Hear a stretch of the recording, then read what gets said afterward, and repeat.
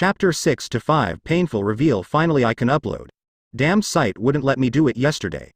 Anyway, some just recently reviewed, saying Aya has been poorly portrayed so far. Yes she has. I've only shown her at her bad points. Are you sure you want everyone to hear this, boyo?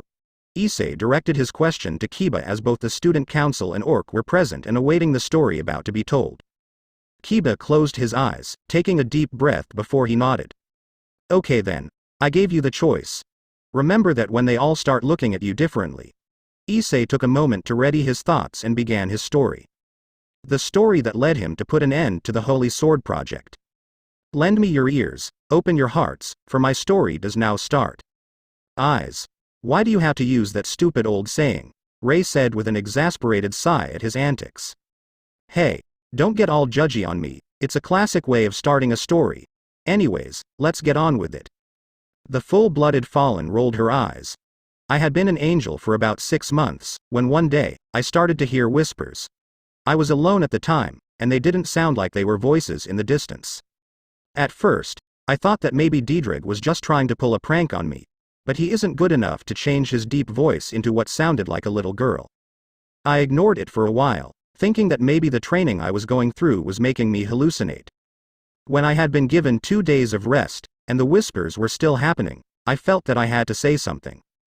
Gabriel was out at the time, and being a joker kind of sets me out of the usual chain of command.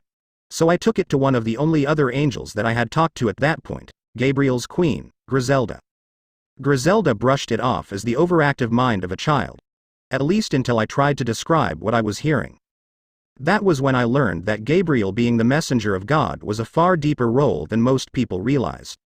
She didn't just relay messages from the big guy down to the church or whoever it was directed to. No, the majority of prayers went directly through her, unless the system deemed them urgent enough to give it directly to God. We all know that pretty much every faction is at less than full strength these days, what with more and more people being either non-religious or inactive followers. So the system that God set up isn't working at the level it used to. For whatever reason, I was starting to hear the prayers of a select group of individuals. To this day, no one is 100% certain why it happened. But I digress. Griselda, unfortunately, wasn't really able to help me find out more information on whose prayers I was hearing, or where they were coming from. All I could really hear through the jumbled mess of it was, "Help me. Take me away from here." After about a week of listening to it, Gabriel finally returned and I approached her about my little discovery. After some digging, she told me that it was already being monitored, so I didn't have to worry about it. Being an almost 12-year-old boy with very little knowledge on the workings of the supernatural world, I did as I was told. At first anyways. A few more days passed, and the prayers got stronger, more desperate and filled with pain. I approached the angel that I had been told was watching over the place where the voices in my head were coming from. He just said that I didn't need to worry about it. That night, I was trying to sleep when it was like a wrecking ball was bouncing through my skull. The prayers had gotten vastly louder and the contents drearier. Now they were only asking that at least someone from the group make it out alive, that God give the rest a peaceful slumber after they died. That was the point where I absolutely had to check things out for myself. I wasn't good at teleporting yet, so I had to trek through a mile of the deep snow to get to the small and worn-down church that looked like it hadn't been used in 50+ years. I walked in, and right away I could feel the place was just wrong. For an angel, a church is supposed to feel uplifting, reassuring. Basically it makes us feel good. But this one just radiated hopelessness and malice. I ran to where the feeling was coming from, and ended up at a dead end in the upper floors. It was then that I heard a man saying to dispose of the test subjects, and prepare to find more. The voice had been coming from below me, through a hole in the floor. I wasn't exactly a smart kid, so when I couldn't find anything, I ran back outside to try and find another way in. And at the back of the building, I saw a small window. When I looked through it, I saw a large group of kids huddled together, with church members at each corner and doorway with a gas mask on, light swords and rifles ready to attack if any of the kids moved too much. I froze when the gas started pumping into the room, and the kids were choking, unable to breathe. After the first 2 fell and didn't move, I blasted a hole in the wall, letting most of the gas out that way. Not that it did much good by that point. Most of the kids were unconscious, and the exorcist started to come at me. Even at 11, almost 12 years old, I was stronger than the full-grown men, and quickly took most of them out. More came down the steps. This time all of them had guns pointed directly at the three still standing and at myself. They shot the taller boy straight in the head, and I stretched my wings and grabbed the other two that hadn't fallen yet. A boy and a girl. I tried to fly out through the hole I made with them under each arm, when I got hit by a bullet in the forearm, making me drop the girl just outside of the church. I held on tight to the boy and pumped my wings as hard as I could to get him away to a safe distance, placing him a few hundred yards away, and started my way back to grab the girl. When I got back, the girl was in a sort of bubble, and the exorcists were surrounding her. At that point, I had killed 7 members of the church, with 13 more surrounding her. After one of my spears took off one of the bastards' heads, the others started shooting at me. Let it be known that a pissed of preteen angel with a dragon sacred gear beats grown man with a rifle. When I was down to the last 2, Oriel, the angel who was supposed to be watching over what was happening there, appeared in front of me. He told me that I was a traitor for stopping the church from gaining more holy sword wielders. He said that the lives of a few were nothing compared to the lives of many. When I said that he was worse than the pedophile priests for letting this happen to kids, he attacked me, and fell from heaven.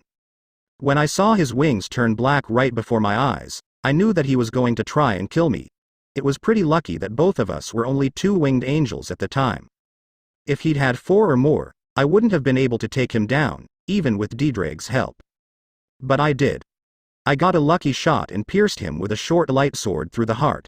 The last 2 exorcists had run off, and I had no way to track them at the time. So I grabbed the girl, and went to grab the boy before I returned to heaven. When I got there, he was gone. I couldn't search very far or long, because the girl needed to be looked at, so I had to give up and return to heaven with just her. She was taken to the medical wing right away, and I was summoned to sit before the seraphs. I told them what happened. About the whispers growing stronger, about what Oriel said to me, about what I saw and what I did. About killing the exorcists and Oriel. They didn't believe me. They didn't believe a word that came out of my mouth, because my actions should have made me fall. I asked them if angels could even lie without falling, which only made things worse. They couldn't fathom that an angel that had been around since the Great War, with no known outbursts even close to anything like that, would allow something like this to happen. But a normal angel isn't able to lie, nor should they be capable of the slaughter I had given without even a flicker of my wings. So they locked me in heaven's jail until things could get sorted out, under the pretense of being prepared for a trial for treason.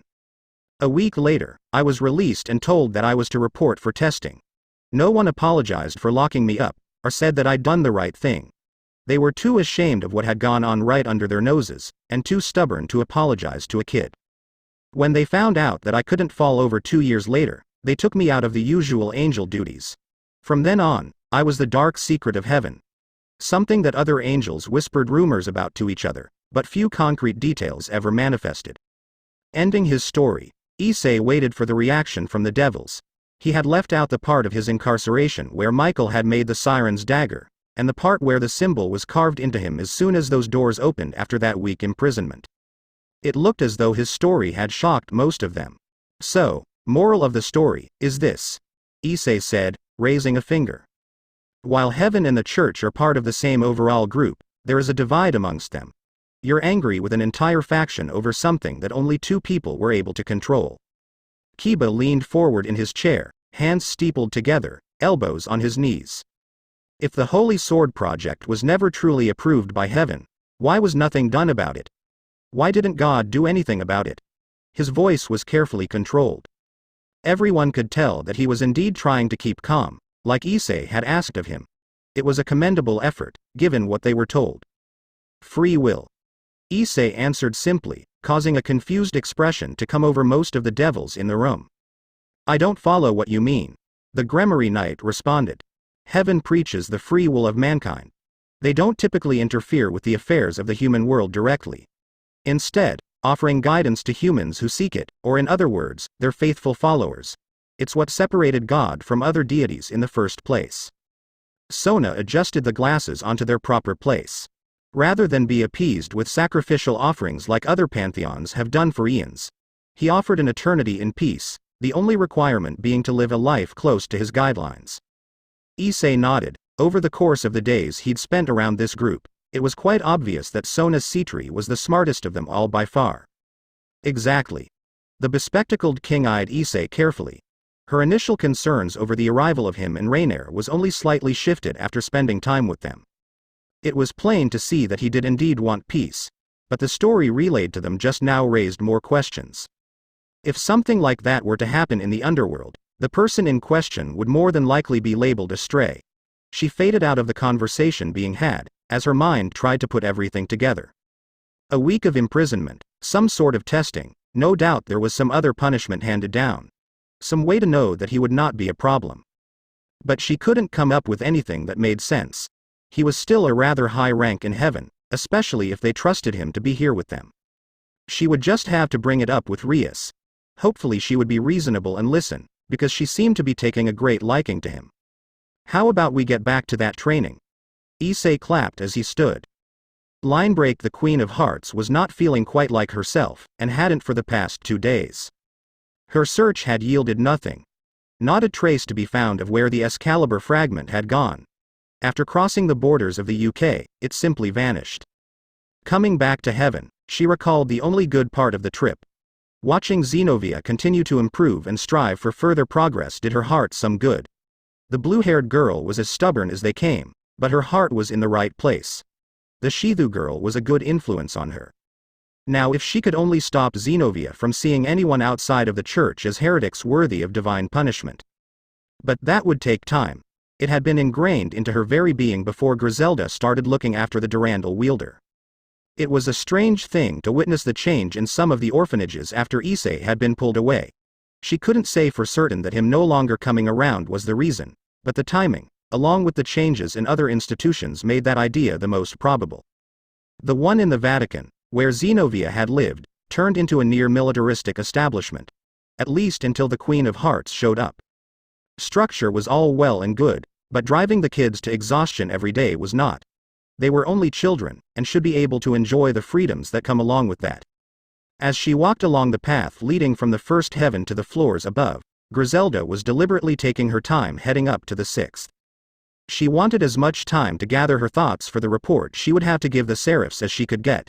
And after that, the king and queen would sit down and have a conversation that she was sure neither wanted to have. But after seeing how much further Issei had degraded from the last time she saw him, Griselda felt it was time that she be brought up to speed. Surprisingly, Gabriel had agreed. The reluctant way in which the King of Hearts said that she would fill her in after the report was what had Griselda dragging her feet. Gabriel was not one to needlessly withhold information, and only kept secrets that needed to be kept. So that had told Griselda that whatever had been happening with Issei these last few years hadn't been information that she needed to know. That was fine. But the fact that Gabriel was now going to be giving her that information spoke of a change. A drastic one. Whatever it was, either Gabriel herself, or the Seraphs as a whole were concerned about where it could lead. As Griselda refocused on her environment, and where she was walking, she noticed that she'd already walked halfway through the 5th heaven. With a sigh, she steeled herself for what was undoubtedly a report of her own failure. By the time she knocked on the door to where the report would be given, Griselda had come up with a list of questions in case the explanation didn't enlighten enough of the situation. The double door to the meeting room was painted as they all were.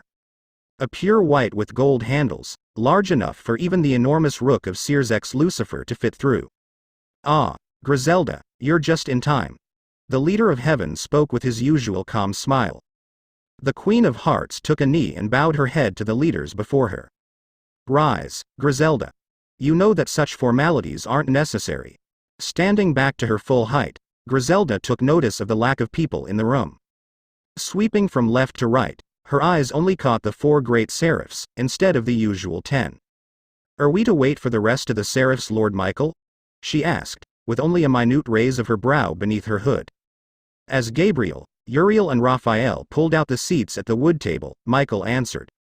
No, the others are dealing with another matter at the moment. Please, begin with your report. She stepped forward towards the table, stopping a few feet in front of it, and centered with the leaders before her. She took a breath and began to tell of her failure. As it had been reported, the Excalibur in England has been stolen. The damage to the church itself was minimal, leading me to believe that the culprit had been given extensive knowledge of the layout and how many people would be in the vicinity at the time of the attack. The four seraphs all looked unsettled at that. "Do you think we have a traitor amongst us?" Raphael, the most average-looking of the group, asked, his features being dark brown hair and eyes, along with an average height of about 5 feet 9. Shaking her head, Griselda gave her reasoning. "No, not in heaven anyway. The protection around the sword appears to have been taken down slowly. If an angel had been the one to give the information, they would have also included how to undo the seal quickly. This incident appears to have human influence." While not happy with her answer, the seraphs did relax a bit at those words. "A member of the church then?" "I believe so," Griselda answered to her king. "Please continue." Michael urged her on. "Of course." Griselda made a magical hologram, a map of Western Europe, with a red circle at the location of the incident. As has already been reported, the sword was carried south, where it then vanished without a trace. Griselda shifted the map to encompass all of the Eastern world, white lights on 5 other locations. One on the Vatican, one on Poland, one on Russia, one on Japan. These are the known, long-term homes for each blade. Transparency in England, rapidly in Poland, blessing and destruction in the Vatican, nightmare in Russia, and mimic in Japan. With her magic, Griselda made a solid line along the path that she had been able to sense where transparency had gone.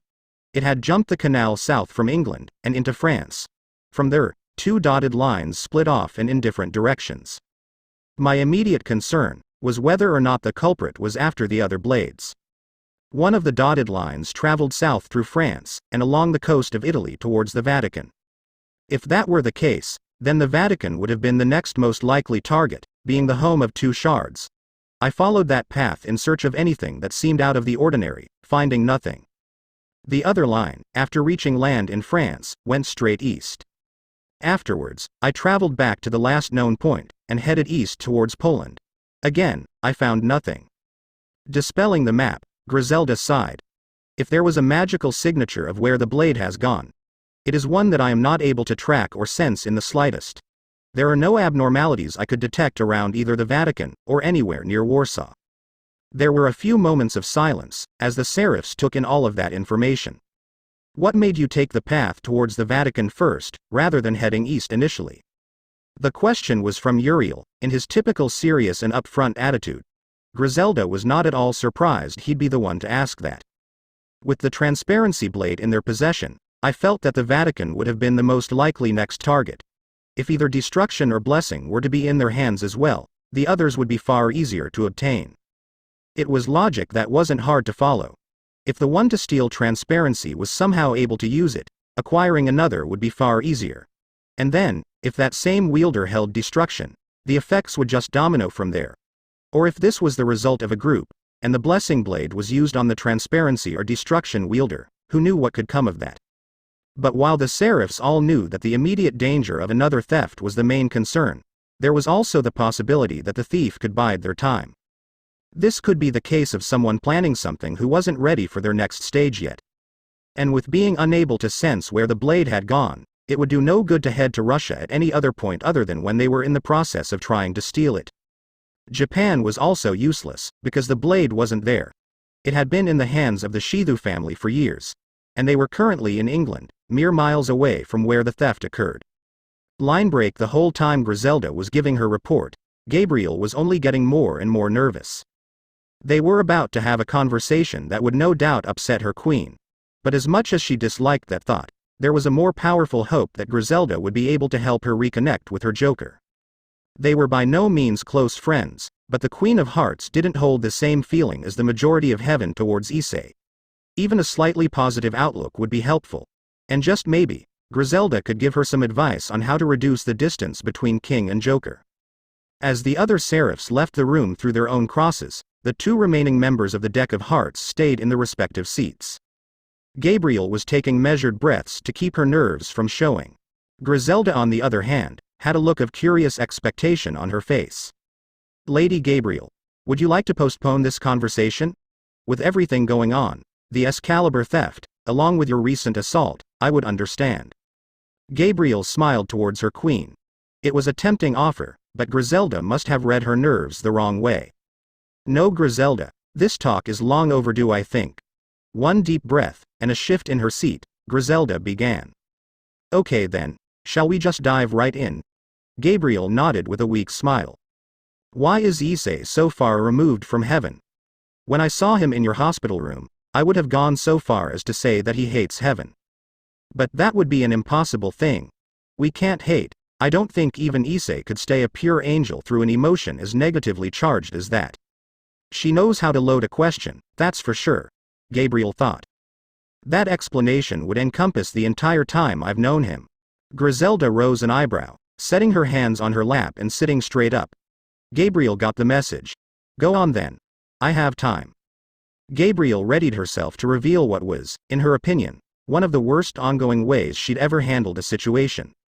A little over 6 years ago, we received word from the devils that one of their own was in a relationship with an exorcist in Japan. At the time, there was some unrest due to the string of attacks in Israel. After some debate, it was decided that to maintain the state of the ceasefire, the couple needed to be dealt with. Gabriel watched as the implication of those words ran through her mind. Her queen's brow furrowed as the realization struck. You mean, they were sentenced to death, without being aware of it? Nor were they called to a hearing, or trial? Gabriel nodded sadly. Tensions were high, and there had been over 100 deaths on ours and the devil's side in just a few months. An interfaction relationship was not something that we could allow at the time. If one of the two were to be killed in a similar brawl, we worried that it would only escalate into further conflict, and weakening the ceasefire. As much as she didn't want to, Griselda had to see her king's side of the issue. While the life of one was precious, if that one life was placing millions in the balance along with it, that one life was expendable. I see. Gabriel cleared her throat to continue. A devil that was deemed capable enough was dispatched to do it, while I and another angel that is no longer pure watched in case help was needed. Griselda rose an eyebrow at that. 6 years ago, she must have been in the Vatican with Zenobia, helping to train her. She would spend weeks at a time in the human world, have a few days break, and then return. There hadn't been too many angels that had been recorded as falling from grace in the last century, and only 3 in the last decade. 6 years ago, that would have been, Lahash? The Queen asked. Gabriel nodded. Yes. Lahash and I watched, to ensure that it was handled appropriately. I was called for a briefing on the state of the current Holy Sword wielders, and gave Lahash permission to do as he saw fit. Our priority was to make sure that no other church members or devils entered the battle site. Gabriel swallowed harshly, coming to her least favorite part of this story. When I came back, Lahash was in the same spot, at the judgment pool. We had run the devil through the system. Much to the surprise of both myself and Lahash, Claria Belial was as pure of heart and soul as a devil can be. The system had even deemed her worthy of entry into third heaven. Griselda was wide-eyed for only a moment, the disbelief clear on her face. A devil allowed into heaven? Surely that's a mistake. But why run her through judgment in the first place? I ran it myself the second time, just to be sure. It was an attempt to calm ourselves, wanting to see something that could justify what was being carried out. But the memories played through the pool only showed her as a peaceful and loving individual. I was considering allowing her entry, until everything started to go wrong. Griselda could tell this was where Issei came into the story, based on the change in tone of the seraph. She listened closely to each and every detail given. The barrier that had been put in place was to keep humans out, as anything stronger would have alerted the two. But, a group of humans managed to walk right into it, and came upon the sight of the 2 devils and exorcist fighting. Griselda knew at least a part of how Issei had become a brave saint. She knew that his parents had died in a supernatural altercation, and Gabriel had taken him into her service immediately after. 3 human adults, 1 female teenager, and a young boy whose body was slowly shutting down. This was a part she hadn't heard before. Issei had been dying, before coming to heaven? Issei was ill. Gabriel nodded sadly. Yes, the cause is unknown, even to us. But his organs were slowly shutting down. He would have died within a year, 2 at the most. Quickly moving back to the main topic, Gabriel continued. I found out after the fact that they were allowed into the barrier because Issei carried the boosted gear. Normally, a sacred gear wouldn't have been able to do such a thing. But because he held a dragon in his soul, Issei was never truly a full-blooded human, and thus being deemed as a supernatural being, was allowed to enter. The devil sent to kill the couple had wounded the exorcist fatally if he didn't receive immediate medical attention. That was when Issei, his parents, and their 2 friends appeared and were attacked. His parents stepped in front of him, but were quickly killed, as the devil thought it was back up for the exorcist. After which he dismembered the older sister of Aya Minami. Aya had been holding on to Issei, trying to stop him from seeing what was happening. When he struggled enough and caught a glimpse of his parents, his emotions woke Diedrich up. Griselda didn't need to hear what would happen next, she'd seen it once before. When fueled by his emotions, Issei's normally light brown eyes would turn into an emerald green, and all of that emotion would be placed into a single, powerful attack. The 3 of them had been killed before we could do anything. When the devil turned to Issei and Aya, I started to transport myself and Lahash down to intervene. But Lahash refused, saying that the job was already completed, as the exorcist would bleed out in a few minutes. Griselda remembered all too well how Lahash had been during her first years in heaven. Stoic and analytical. His purpose was to interfere in situations where humans were coming too close to swaying the divine will of the system since God's death. She was not disheartened to hear of his fall from grace specifically, only that heaven had lost another member. When I arrived, the devil sent to execute the couple had been killed by Issei manifesting enough energy to blow a hole through the devil's midsection. I heard his prayer as he fell unconscious, asking for his parents to rest in peace. The amount of power he'd used had shortened his life even further. Gabriel looked into her queen's blue eyes, steeling herself to reveal all the ways in which she'd failed Issei. You ask me why Issei acts the way he does. Griselda met her king's eyes, ready to finally hear what she'd wanted to know. It's because I reincarnated him with the main goal of having Diedrich join our ranks. The long, healthy, and hopefully happy life it would give Issei was a mere bonus. Griselda felt her shock deepen further and further as Gabriel listed off what she and the Seraphs had done, or refused to do in some cases. Because we never listened to him when he said that children were being killed by the church. Because we wrongly imprisoned him after he killed Oriel and the Holy Sword Project staff. Because we crafted a weapon that turned Issei into a slave.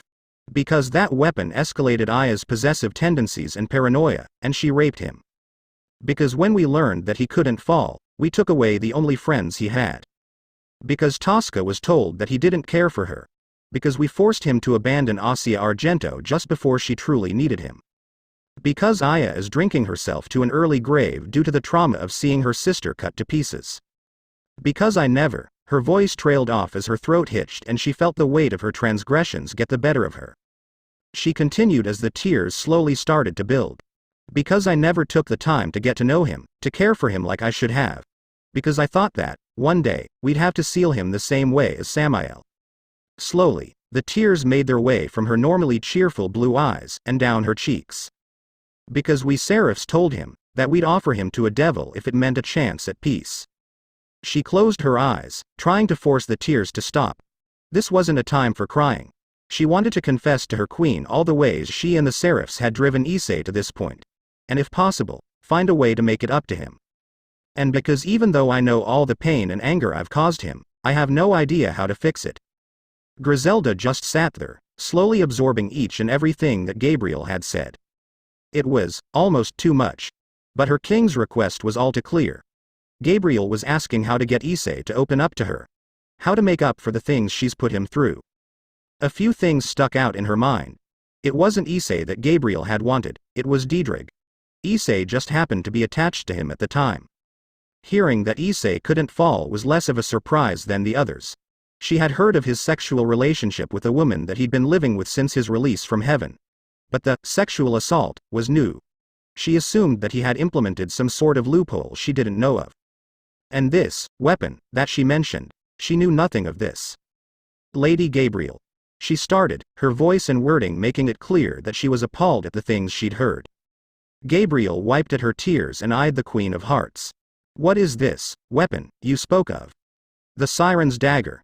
After Issei ended the Holy Sword Project, and he told us of what had transpired, the Seraphs were all worried of what he could do without falling, before we learned that he would never be at risk for that. Michael had it crafted from a recently deceased siren and enchanted. We all agreed that there was a danger that he could rebel and shift how our followers viewed heaven. After a moment, Griselda nodded that she understood their line of thinking, even if she didn't agree with it. The mark was carved on his chest. No. I had to put him into a lucid hypnotic state for the magic to be placed. So if we ever had to stop him, we could do so without fighting or bloodshed. Griselda winced at that. They had placed him in a state where he was fully aware of what was going on around him, but his body would only act as commanded. So Issei had to feel this dagger slice through his skin, as a child, and could do nothing to alleviate the pain. He couldn't scream, he couldn't flail, nothing. The dagger was given to Aya since they lived together in the relationship between them, but Michael can summon it at any time. Griselda was about to ask why they let the human woman, who was obviously not in the right state to be wielding such a thing, keep the dagger when Gabriel spoke. There was a scheduled meeting about whether or not Aya should continue to hold the dagger, or if it should be locked away in the armory until needed. But then, Issei met the White Dragon Emperor, and the fight had escalated to both using their Juggernaut drive. I had only been alerted of the fight when Issei had been seriously injured, when he took the powers of Albion and defeated his opponent. I told Michael that when I arrived, I witnessed Aya bringing Issei out of his Juggernaut drive. He took that to mean that she used the dagger to do it, and I never corrected him. Griselda gave her king an accusing look, and Gabriel relented to it. Since the death of Auriel, I had kept myself from feeling anything for Issei. Like I said earlier, I thought that we would one day have to seal him away. I didn't want to deal with the pain of doing that to someone I cared for again. Now that Griselda knew that Issei couldn't fall, which was something she didn't want to try and comprehend, there was really only one more thing that she wanted clarification on. And the rape? She stated the word reluctantly. Having been a part of the church for her entire life, Griselda had come across multiple victims coming to her for help. Almost every single one had trust issues for years afterwards. She doubted that Issei would be any different. A result of placing issues on a list of importance, unfortunately. At the look confusion on Griselda's face, Gabriel elaborated. When Issei was brought to heaven, we were still dealing with the fact that the ceasefire was approaching an end if nothing was done. No one, myself included, thought about what effect seeing that level of violence would have on Aya. By the time the topic of altering her memories of the event came to the table, she'd already been given the dagger. The concern then, was if we altered her memory, there was a possibility she would forget she had the dagger. That, or that she would forget how to use it. Altering the human mind was a tricky thing to do. At least in a way that wouldn't affect some other memories. And the knowledge on the dagger was directly linked to how she had come to possess it. The trauma of losing her sister has made Aya extremely possessive of Issei, as he's the closest thing to family she has now. The things that Issei has gone through has made him more mature than the average young man his age. So when she looks at him, Aya doesn't see the child that's been living with her for over 5 years. She sees the young man that has gone through the same pain as her. Who has helped to give her a life that even resembles a normal one. Who's cared for and loved her. The fear of being alone, or that he would reject her, is what made Aya use the dagger, taking away any choice he had in the matter. Griselda had a foul taste in her mouth from this subject. As sex was something foreign to a large portion of the church, or at least the respectable higher-ranking members. And what about the fact that he was 13? Her low voice tried to hide how much she disapproved of the act. She could see the understanding in Gabriel's eyes. The federal age of consent is 13 in Japan. She paused for a moment. Griselda, you know Issei on a level that I'm only just now trying to get to. Do you truly believe that he would deny her anything she asked of him? Even if Aya had asked him to have sex with her, do you believe he'd say no? Griselda knew the answer immediately. No, the Joker of Hearts would never say no to her. He'd never denied doing anything for herself, Gabriel, or any other angel that she knew of. He was very, very angry with them, for reasons that she now understood better, but he had never refused to do anything asked of him.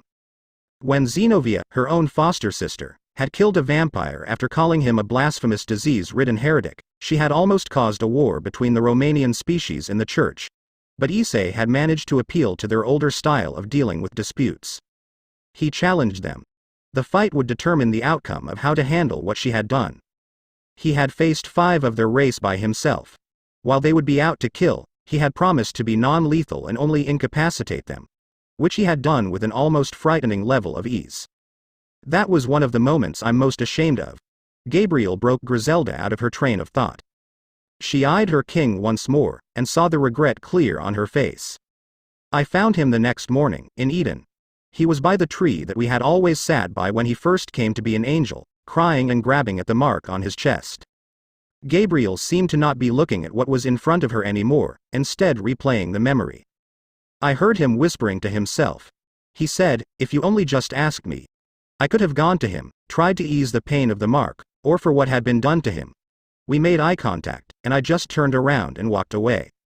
Griselda changed the subject to something that had come up during her conversation with Issei in the hospital ward of heaven. She couldn't take this topic any longer. Hearing much more of this would push her temper over the edge that it was teetering on. Under no circumstance did she want Gabriel to be on the receiving end of that. What assignment is Issei currently on? The way he spoke made it seem like he was concerned that the Excalibur theft would affect his own mission. Gabriel's face shifted into a serious expression, only a slight difference from what she'd seen on him that afternoon in the hospital. If this incident is as bad as I fear, it very well might. Issei and his fiancée are the envoys to Kuo, a devil-controlled town by the Gremory and Sea-Tree Heiress. It's a test of peace between the three factions that is long overdue. Peace.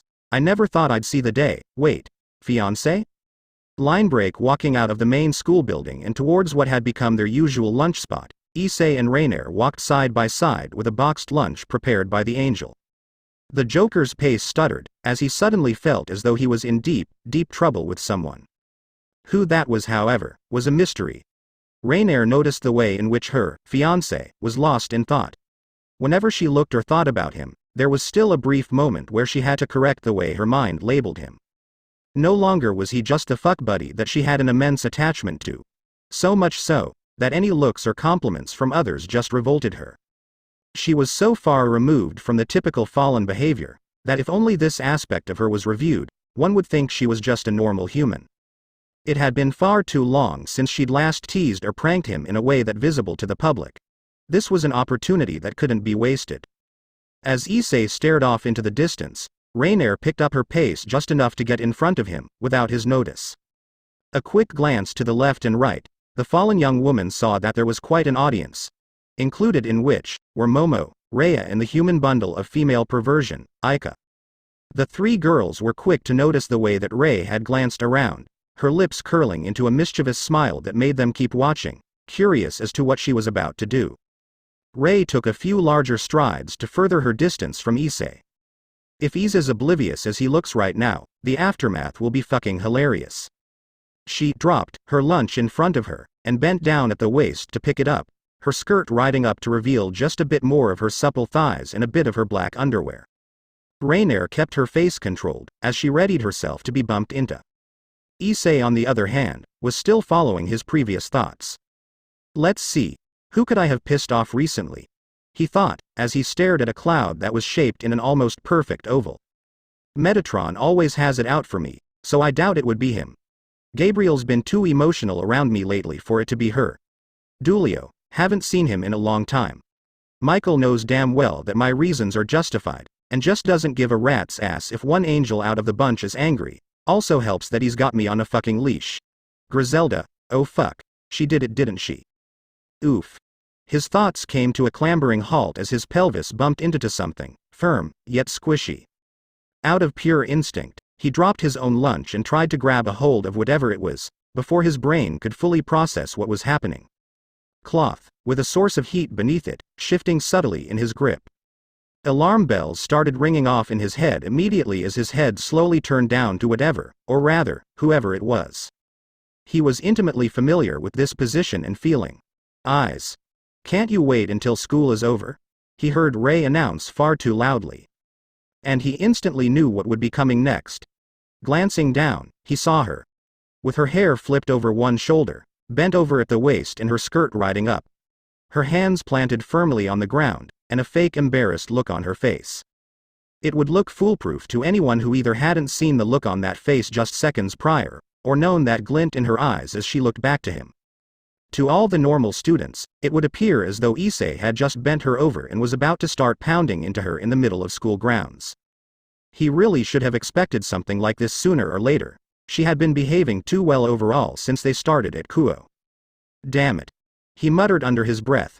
The crowd of students out in the grounds all turned their heads towards them. As expected, any males within viewing range, began wishing sweet agony upon his person. How dare he flaunt the relationship he had with a girl as sexy as her? The girls were more subtle in their reactions, mostly.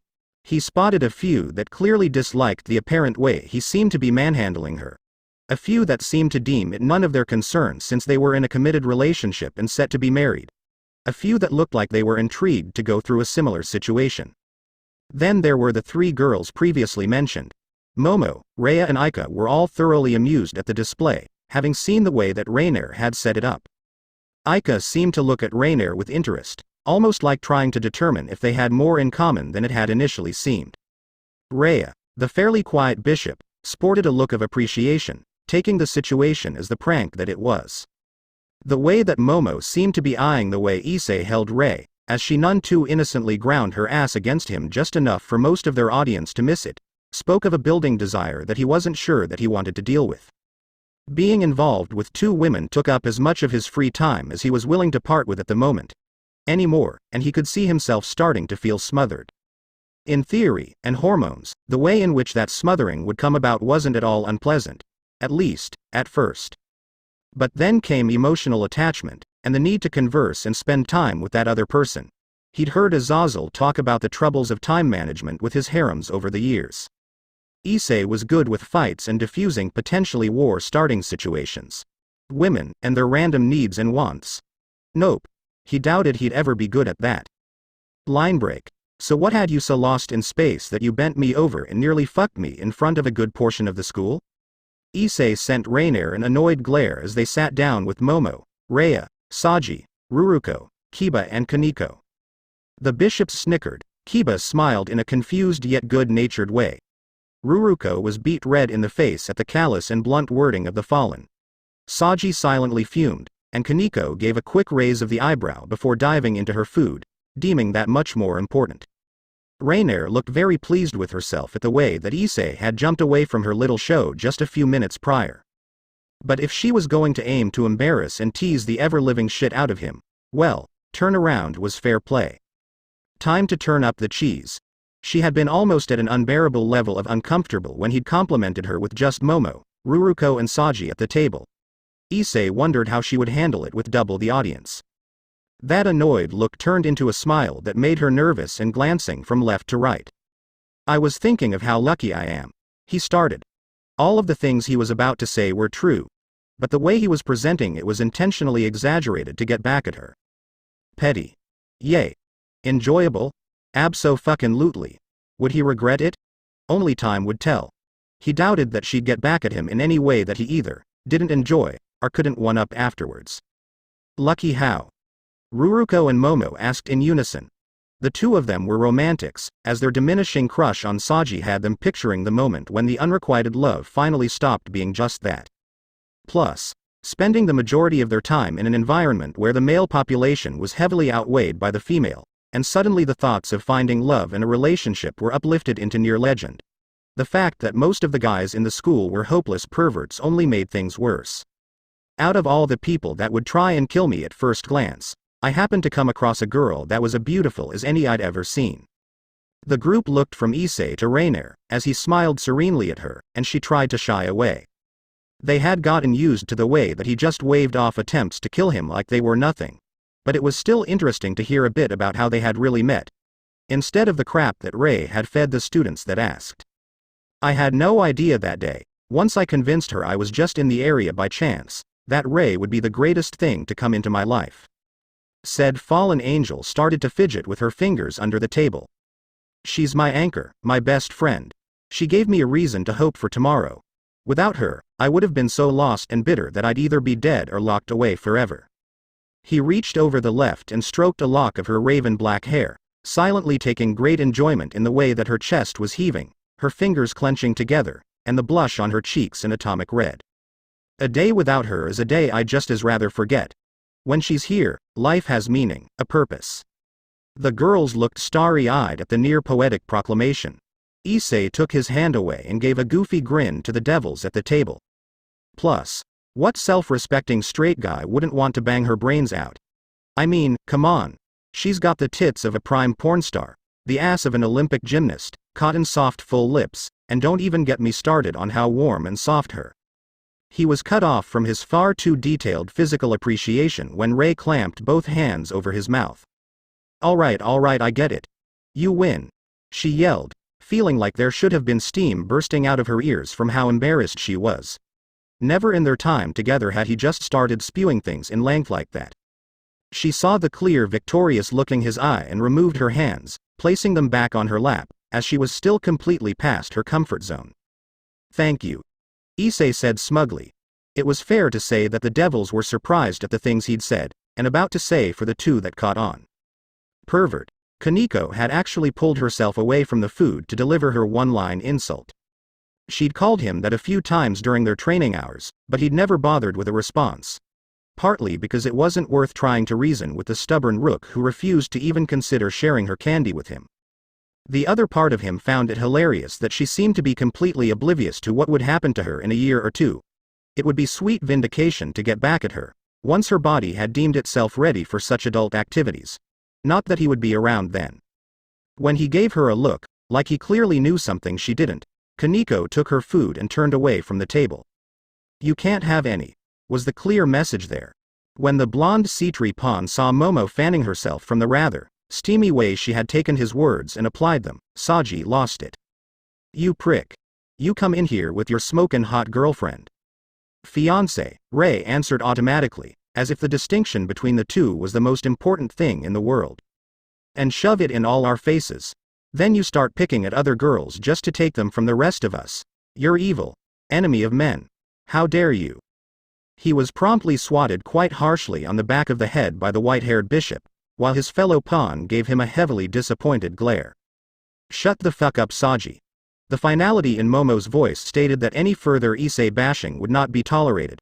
If anyone asked, she would claim that it was because they were here for peace, not to ignite a war based on teenage hormones running rampant. After his face hit the table and Saji slid onto the ground with swirls for eyes, Momo was met by silence. This particular situation had two glaring things about it that had never happened before. Momo had hit Saji much harder than she ever had before. 2. Momo swore. This was something that none of either peerages had done in public other than the guy laid out on the ground. She was clearly at her limit of dealing with his jealous bullshit, and it had only taken 2 weeks to get there. There was clearly some personal things being shifted around underneath that snow-white hair and glacial blue eyes. And Rainier saw it for what it was.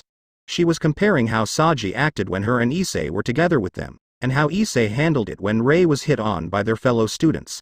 The difference in maturity was staggering. It was only a matter of time now. Aya was going to flip her shit once she found out. Glancing at each of her lunchmates, Momo gave them an exasperated sigh before giving a heated rant that, unfortunately, Saji was unable to hear. I'm tired of his tirades. Ruruko and I could walk up to him completely naked and hang all over him, and he wouldn't bat an eye. But Eyes and Ray exchange a few words and he's all bent out of shape about it. If it were Kaichu, it'd be a different story. The fire in her voice was doused, leaving her sounded completely defeated by a superior opponent, which confused her to no end. What was it their king had that she didn't? Was Saji some sort of closet masochist or something? Because Sona had never given him anything more than obligatory praise when he went a little beyond what was expected of him. Momo had larger breasts, the same sized waist, wider hips, longer legs, she just didn't understand. Poor innocent Ruruko was back to being beet red at the words of her senior. But she felt the same way as the white-haired bishop. They'd done everything and anything to get him to notice them. The pair even went as far as to join forces to make a little headway. Rainier really didn't want to voice her next words in front of a group, especially Issei. But a push in the right direction was needed. Now, there would undoubtedly be many women who would call her crazy for what she was about to say, but she had her reasons. Those reasons coming from the very mouth of a dragon king themselves. Rainier had been contacted by Azazel not too long ago, and had filled him in on the status of her current mission. After that was over and dealt with, Azazel had opened a topic that he was well known for, but in a way that was completely uncharacteristic for him. The fallen leader had asked if Issei had snagged any other girls yet. Her response was to nearly explode on the governor, accusing him of thinking that she and Aya weren't good enough to keep Issei satisfied. But his response? It certainly put some things in perspective for her. All he said, was to come to HQ and talk with the Gigantes dragon for a few minutes on the subject. Apparently, the reason that dragons were said to attract both mates and enemies was because of what happened when one was nearly at their physical prime. A dragon, or in this case a hybrid, would emit an aura to attract both. Their bodies were giving one last push for significant growth before it would slow down to a snail's pace for the foreseeable future. This was in addition to the normal attraction that dragons always had, no matter the age. They might not even know it was happening. This definitely explained a few things Ray had noticed about Issei in the last few months. He was more affectionate lately than he had been in the last 3 years. He was also easier to anger. It had never been with her, but the things that Issei described from his talks with the Seraphs, they wouldn't have even bothered him before. And then there was the way that others were acting towards him. Aya, as unpredictable as she was sometimes, had been more on the emotional side than ever before. Issei had said that Gabriel had nearly been in tears when he spoke to her in the hospital. It was building quickly, and the results could be life-altering or world-shaping if it were poorly handled. Aya and herself would either have to lock him in the bedroom for several days on end every few weeks, or get help. The idea was a neutral one in her mind, as supernatural beings often catered to harems. But Issei, he'd made it clear that he was more than happy with just her and Aya.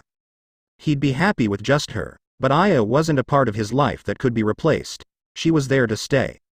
And if Rainier couldn't get him to at least hear her out, for all she knew, the result could be the Great War reignited in full force. She took a breath and opened her mouth to speak, and just as the first words were about to fly from her mouth, the bell rang. Fuck. A perfect chance wasted because of her insecurities. There would be plenty more, she was sure, but this one had landed in her lap, perfectly gift-wrapped with a bow on top, and she missed it. It was time to start working the other angle she suspected was harboring rather lusty feelings towards her husband-to-be. Akano. Ria's queen still wasn't the biggest fan of Rainier, but they had managed a few civil conversations. Line break schedules. Routines. Patterns. These were things that Issei greatly enjoyed in his life.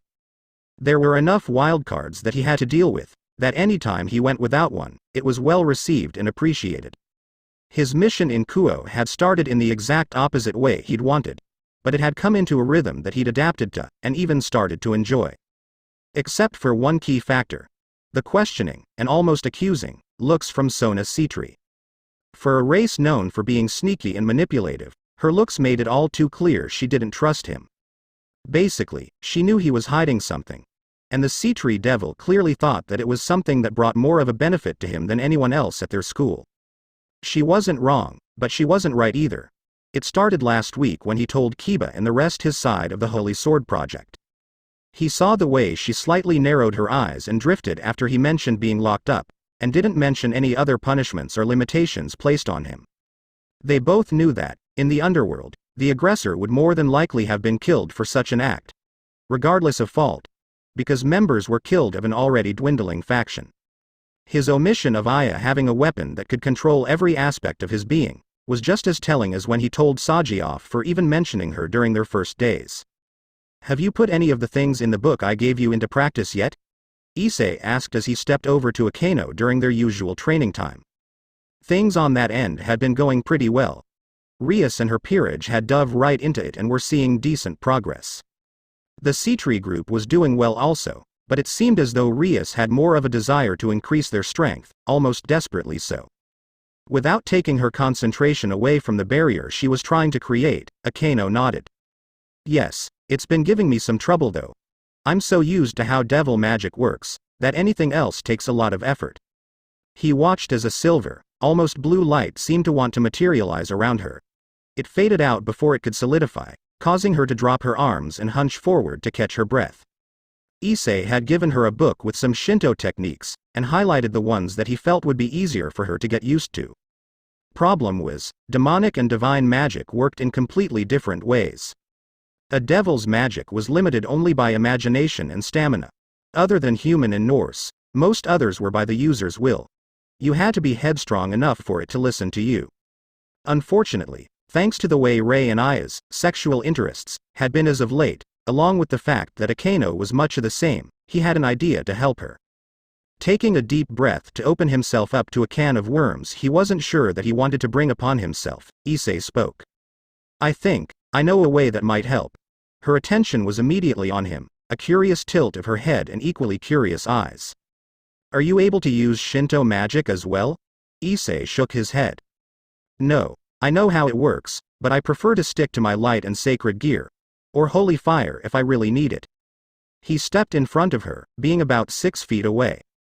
The Shinto, Greek, Hindu, Egyptian, Celtic, all of their techniques have a similar trait. You have to bend the magic to your will, force it to listen to you. You're used to picturing the effect of your demonic power manifesting, instead of yelling at it to do what you want. As she absorbed that information, Issei continued in a way that he was pretty sure would really get her to listen and try things his way. Think of it like a living being. The magic wants to come out, but it's being stubborn. You are its master, it needs to listen to your every command and order. If it doesn't, it will be punished by not being allowed to manifest. If the slight smirk that came over her face was any indication, she liked the way he presented the problem. Like a switch was flipped, Issei saw her previous hunched posture straighten and take a more commanding demeanor. Her violet eyes were hard and captivating. What have I done? He groaned mentally. Cuckoo. You keep saying that you don't like to feel like you're on a leash, but you always come back for more. Diedrich had apparently woken up, and was finding his host's situation amusing. Your mates have turned you. They have not. I only do it, because it makes them happy. Anything that causes more than a slight red mark will always be out of the question. During his heated thoughts, he'd missed Akano stepping a bit closer, and raising her arms towards him. Danger, Will Robinson. Danger. Diedrich called out mockingly, having noticed a building of magic that Issei had missed during their internal talk. Issei thought nothing of it, likening it to Diedrich continuing to mess with him. That's the last time I let you watch TV. It was then that Issei noticed that there was a tingling feeling around his neck, and it was building quickly. As his eyes refocused onto Akano in front of him, he felt the same thing on his wrists. His eyes widening only seemed to spur her on, as he realized what she had just done. Akano had jumped the stage of just creating a barrier or wall for defense. As her dominatrix switch was flipped, that tingly feeling came from the solidifying silver-blue light attaching to each wrist, a magical link pulling them together. The feeling around his neck was the same, so he could only imagine it had manifested there as well. A small flash of light from the 3 spots showed Issei that a magical chain had connected to all 3 spots, with the other end in the hands of Akano. The technique in the book had multiple stages to it. The first was a typical barrier, the second would encompass either the user for a multidirectional defense, and the last was a tether to bind the target. From what Issei knew, the tether would normally circle around the target and clamp their limbs to their body to stop any movement. But Akano had done just what he'd told her to do. Assert herself on the magic, and make it obey her. He had expected her to trap him in a barrier. But instead, she had placed him on a leash, placing him at her mercy. Don't freak out, don't freak out, don't freak out, don't freak out, he chanted. This was a feeling that he hated above all else. It made him feel the same way the dagger did. Like a dog. A slave. A creature only useful for as long as it answered its master's call. He could easily break out of this particular binding, thanks to being leagues stronger than the woman. But, this was the first time she'd been able to use any Shinto magic, and he wanted to see how long she could hold it without losing concentration or being too drained. She sashayed over to him, the leash shortening as she came closer, a triumphant smirk on her lips. Once within arm's reach, her free hand came up and softly caressed from his cheek down to his jaw. He might have been able to appreciate the gentle touch, if his mind wasn't trying to focus on keeping from breaking through her accomplishment, and exerting enough holy power in the area to knock them all out instantly. Oofufu. Now isn't this quite an advantageous position I find myself in? To have the big bad red dragon emperor under my thumb. Now, what should I do with you? With his focus set on himself, he wasn't really listening to her. After a good 10 seconds of silence, she seemed tired of waiting. A small electric shock traveled through the magical links and through his body, making Issei grunt from the unexpected treatment. Her hand tightened around the chain, not knowing that in doing so, the link tightened on Issei. His breath caught in his throat, as his pulse quickened. No, stop it. Stop. This had gone from uncomfortable to near panic-inducing. It was too close to the spell that allowed for the siren's crest to work. When Gabriel placed him into that hypnotic state, the magic used to give the crest its power made him feel like he couldn't breathe for a few seconds, choking him, asserting its power over his body, and putting him in his place beneath the dagger's wielder. He hated it. Issei hated this feeling as much as Duilio loved food. In his panic, his power burst forth, scaring Akeno into falling on her ass. The surge of power caught the others' attention, who were just around the corner of the old school building, near the edge of the barrier they had placed for training. Rei, Rias and Sona were at the front of the group, all with wings extended and rushing towards where Issei and Akeno had been. Rei had a good deal more speed than the rest, due to her training and working with Issei. Being the first one to catch a glimpse of the duo, Rainier first saw Akeno on the ground, staring at Issei with wide and frightened eyes. Shit. What happened? Then she saw him. He was on his knees, one hand clutching the ground, the other at his neck. His lips murmuring something to himself that she couldn't hear yet. She landed and ran over to him, sliding on her knees and catching him in a tight hug, and finally hearing what he was saying to himself. She didn't know. It wasn't on purpose. Over and over and over again he said it. She tried catching his attention as the others landed and saw the scene for themselves, with Issei slowly calming down in her arms. What happened here? Sona demanded, her eyes narrowed towards Issei. Rias immediately went over to Akeno, whose eyes hadn't left Issei. She looked panicked, as if her life could have been ended at a moment's notice and there wouldn't have been a thing she could do about it. Kneeling next to Akeno, Rias probed gently. Akeno, what happened? The queen was able to tear her eyes off of the angel and slowly got up off the ground. Straightening her uniform out, she glanced from Issei to Rias. He helped me find a way to use one of the Shinto spells, a binding spell. He seemed fine for a moment. Then he just panicked. His power just broke the links. Nothing more. She realized quickly that the surge of energy from him could have been seen as a hostile action to others. But that power had only broken him free from her own magic. It hadn't been aimed to hurt her, she was certain of that. He didn't hurt you? Rias asked, as her hands went from place to place on her queen's body, looking for any mark, burn, or place of discomfort. Akeno shook her head and smiled towards her king. Not in the slightest. His power went right through me. All it did was break the bindings around his wrists and neck.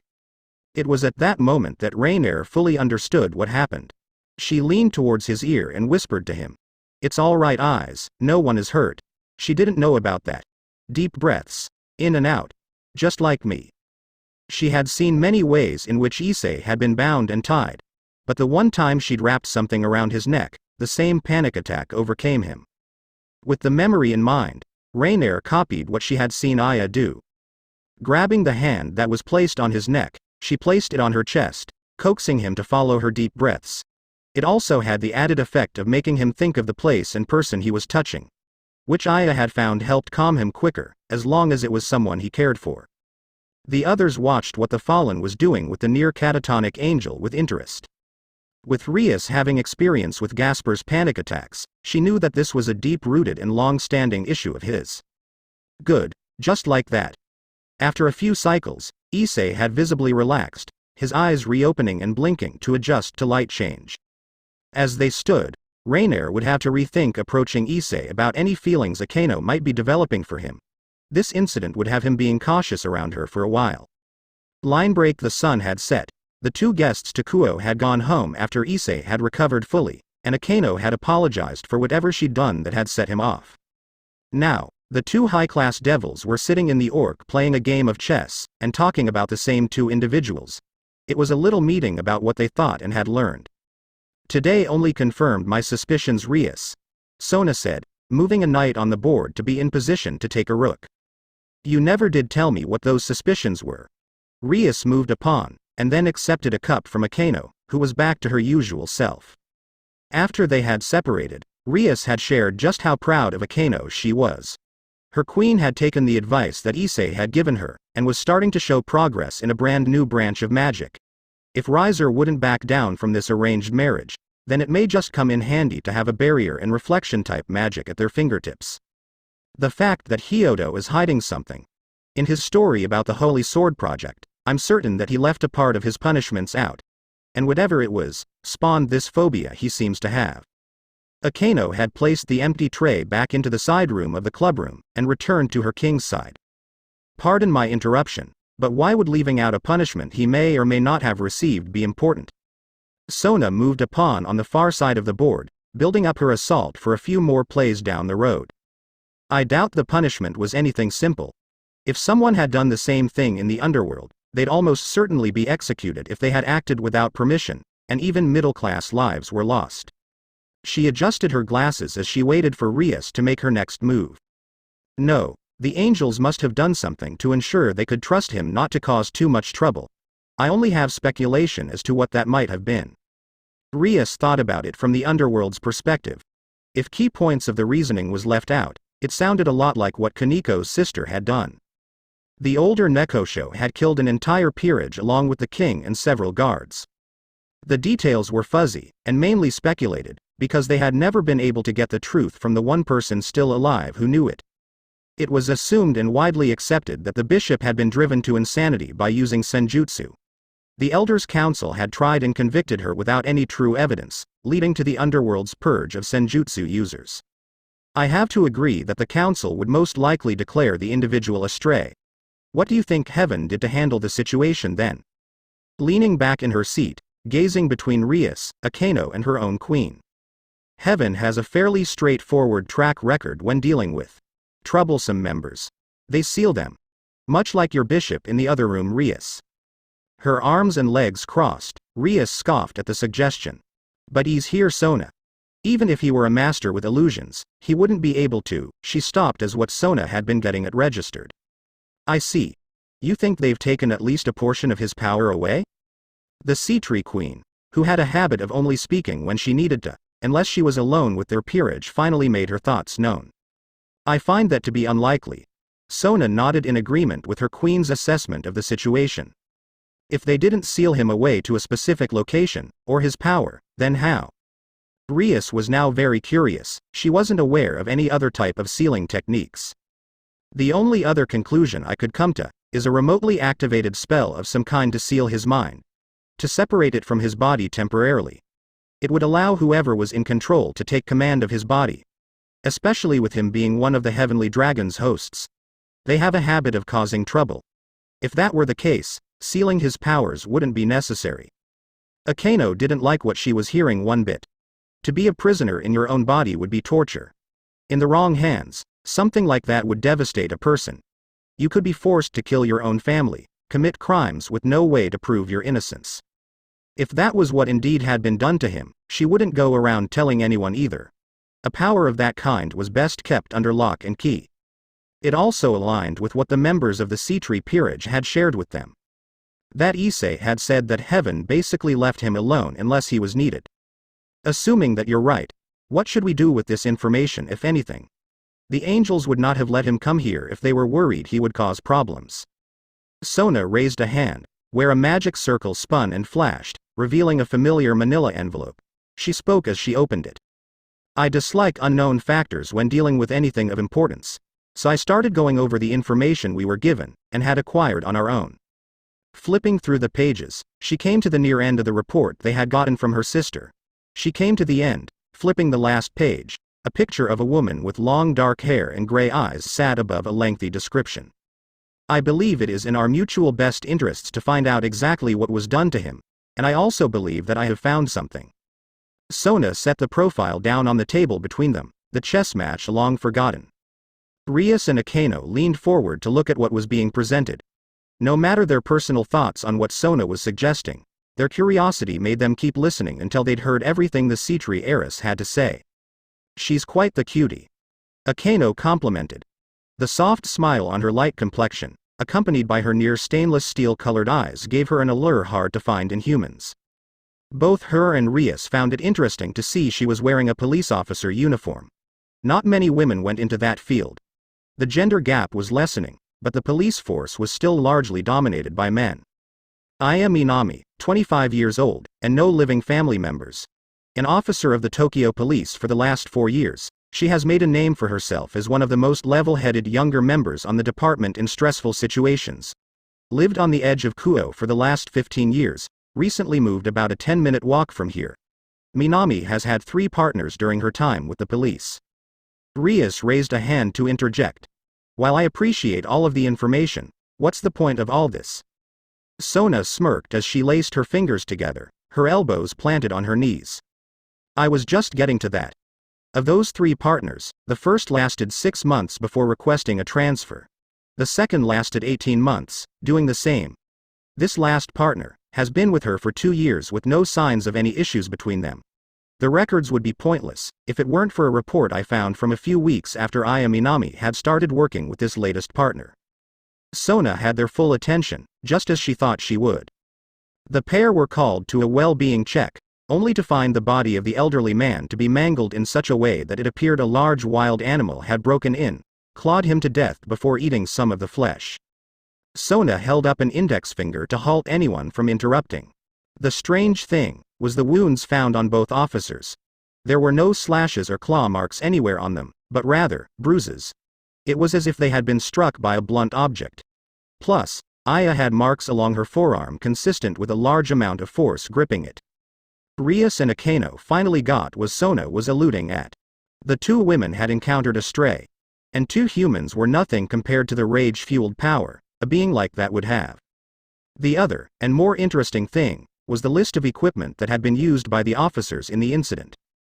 Sona reached over and flipped to the next page. The report had circulated the internet, as the women claimed that the beast was some type of large lizard, getting the conspiracy theorists to go crazy figuring out what species it may have been. Looking at the new page, there was the image of 2 police-issue pistols, the magazines out and set beside it. The picture below, without context, was highly confusing. A well-made dagger sat beside its sheath. No one in the room missed the way that the light from the camera flash only seemed to reflect on the outer half of the blade. It was almost as if that inner portion of the blade wasn't a metal at all. It looked dull. Its serrated edges curved inwards, like you expect from the tooth of a carnivorous creature. The handle had grooves for finger placement, in a purity of gold that wouldn't have been out of place in one of the underworld's richest families. There was a large emerald at the base, held in the gold handle by the shaping of a bird-like talon. The sheath was of the same quality, and Sona believed that it shed a bit more light on the strange weapon. The base material was black, a picture laid on it in the same gold. For such a small image, it was very detailed. There were music notes placed at seemingly random places, but the largest depiction on it was of a woman seemingly settled on the ground, her legs curved to her side. In her hands was an instrument Rias had only seen once, at the Bael Manor. The base of it was in a U shape, with the tips curving outward slightly. One of the woman's hands was holding it, and the other seemed to be plucking one of the 7 strings. The image had her at a profile view, and waves coming from her mouth, with more musical notes placed directly around her upper half. She was singing. Tsubaki and I spent quite a while looking over this one image. Just out of curiosity, what do you 2 make of it? Sona asked as her eyes locked onto the 2 across from her. The 2 young women in question felt like they were being put on the spot. Whether it was because Sona and Tsubaki weren't able to make heads or tails of it, or Sona just wanted to see if Rias came to the same conclusion was unclear. This was one of the few times that Rias would curse her obsession over Japan and its customs, because in this situation, it wouldn't help her in their slightest.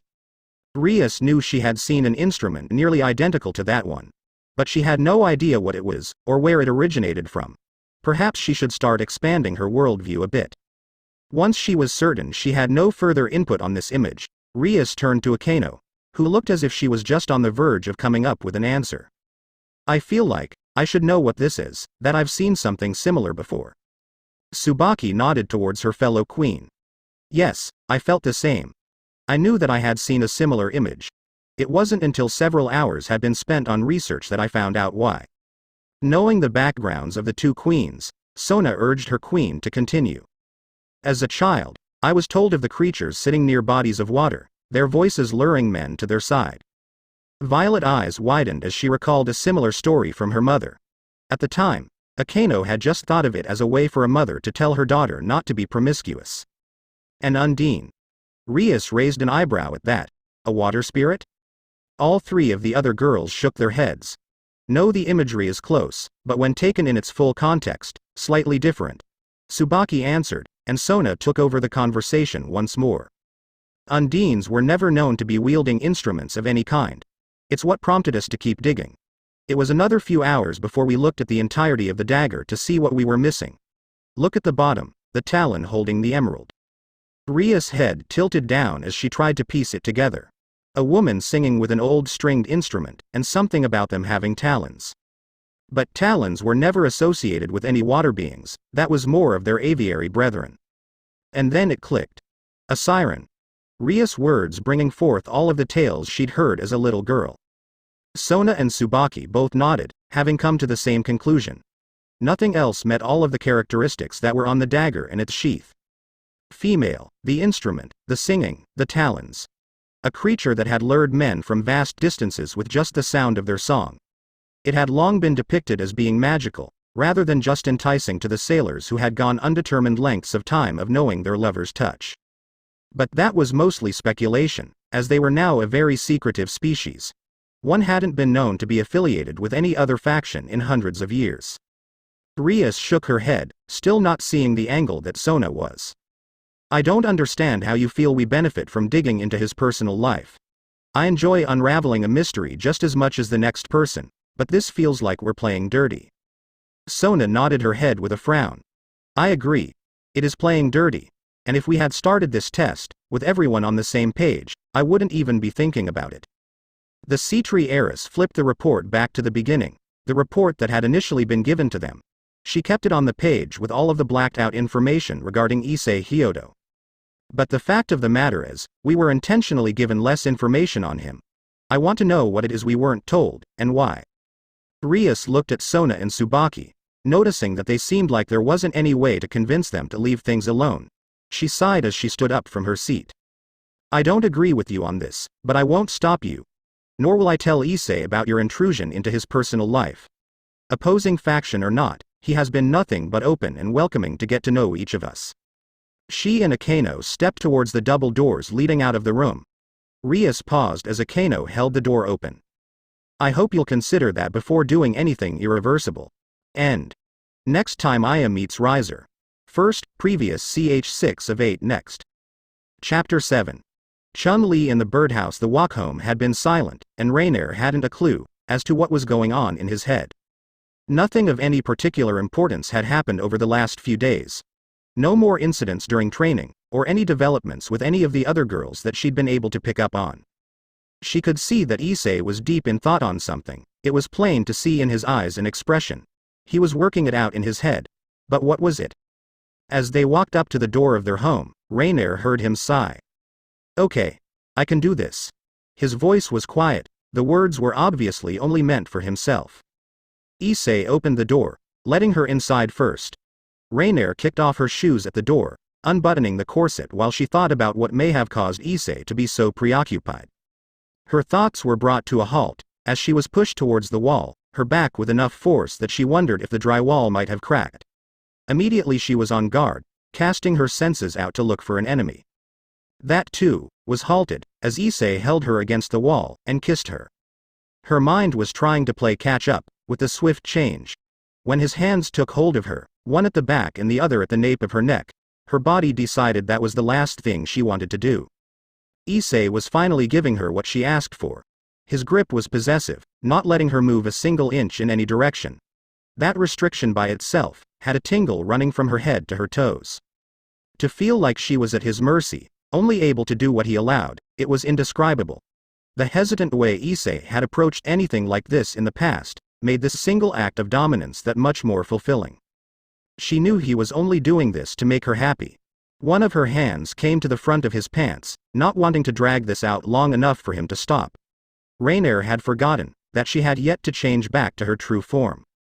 As their tongues intertwined, she managed to get both his zipper and the button of his boxers undone, before her hand was torn away and held firmly behind her back. His hand that had remained on her neck came down and grabbed the other of hers, bringing it behind her, so that her wrists overlapped. Rainier moaned, and she could feel her core heating in anticipation. 2 fingers traced over her wrists, a feeling of something semi-solid wrapping around them tightly. Her breath hitched, realizing what he'd just done. The rings of light that eyes used to capture instead of kill, he just used it to bind her hands. She tugged on them, and felt herself wanting to smirk into the kiss. When she pulled on them, there was a strange fuzzy feeling, from the light restraining her. His hands lightly skimmed from behind her, over her sides as they came forward, making her shiver. Even with the way he was taking charge, Issei didn't lack that loving touch he always had. Even though it had only been slightly more than a minute since all this began, Rainier was almost to the point of pleading for him to start fucking her already. When his hands trailed down to her skirt, she thought that maybe she'd somehow communicated that thought telepathically. Her hips bucked forward against him, not wanting to break their kiss, but also wanting to convey what she wanted. She whimpered, when all he did was trace a finger over the fabric of her labia. Issei pulled away from their kiss, and started kissing along her jaw and towards her neck. Rainier felt the urge to pull his head closer, but her restraints wouldn't let her. It made that yearning for him rise, as his finger gently caressed the increasingly wet thong she was wearing. Eyes.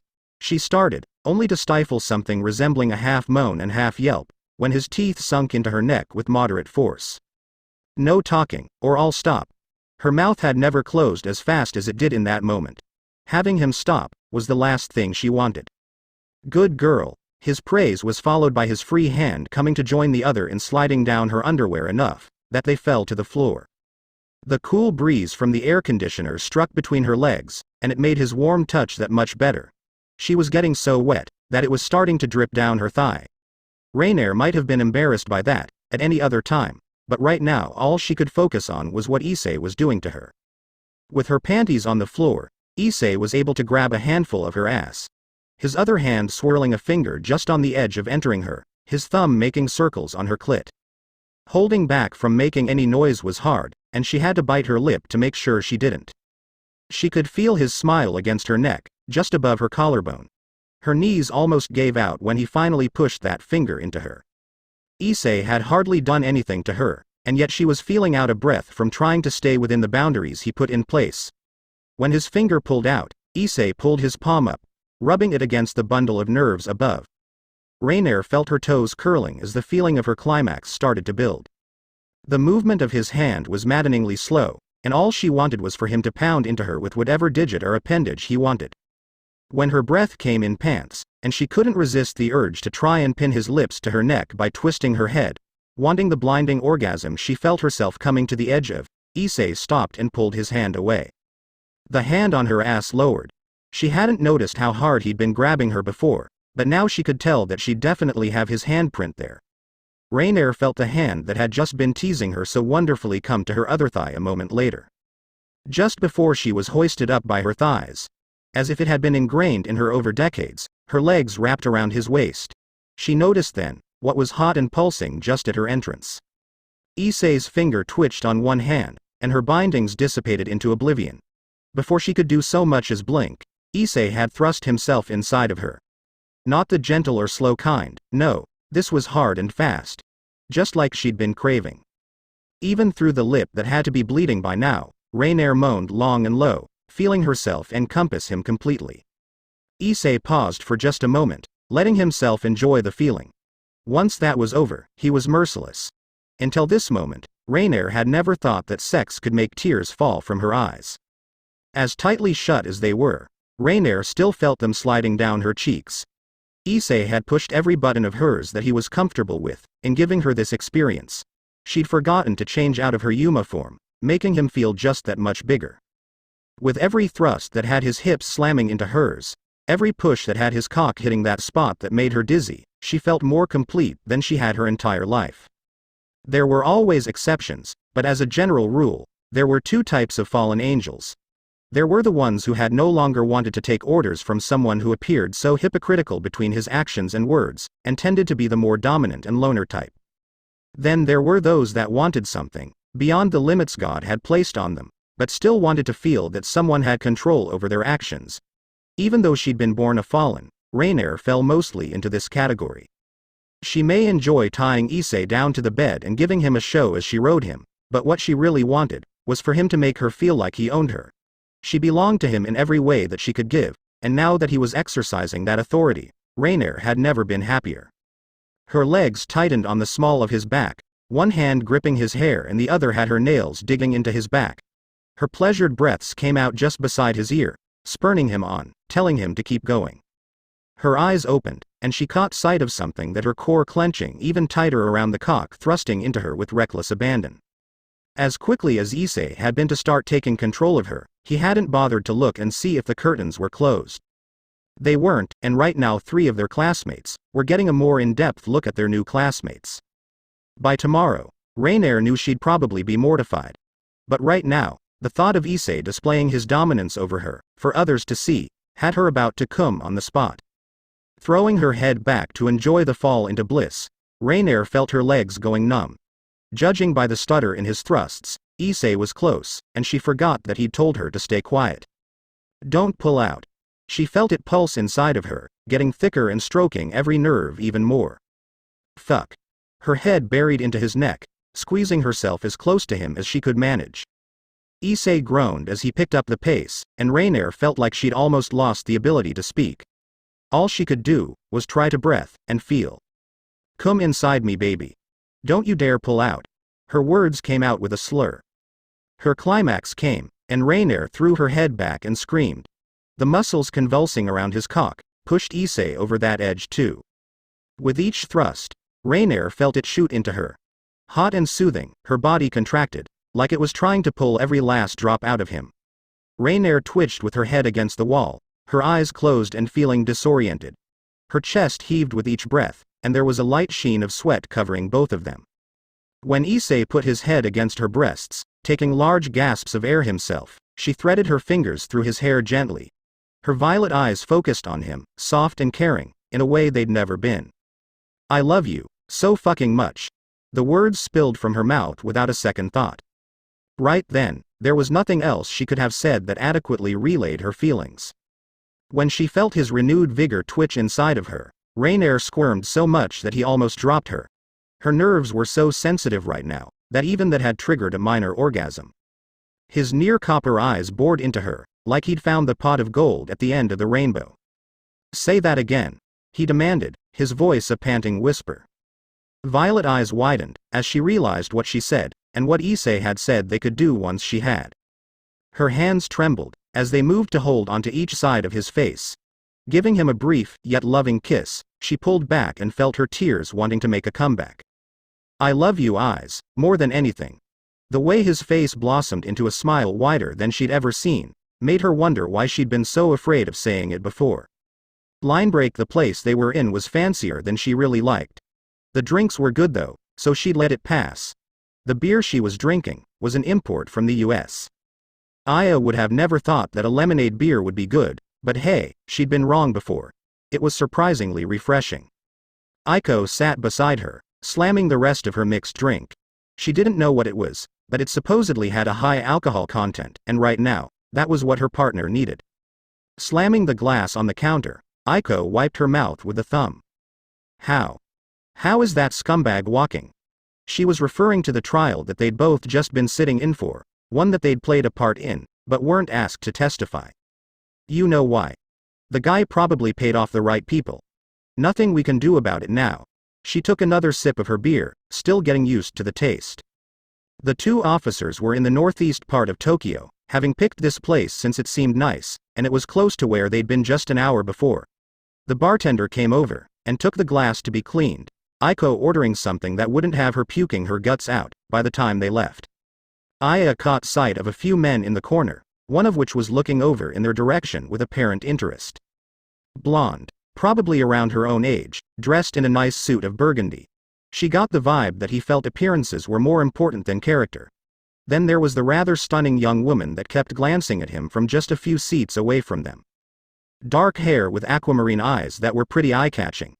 The girl wasn't drinking, so Aya assumed she was looking out for Mr. Douche vibe over there.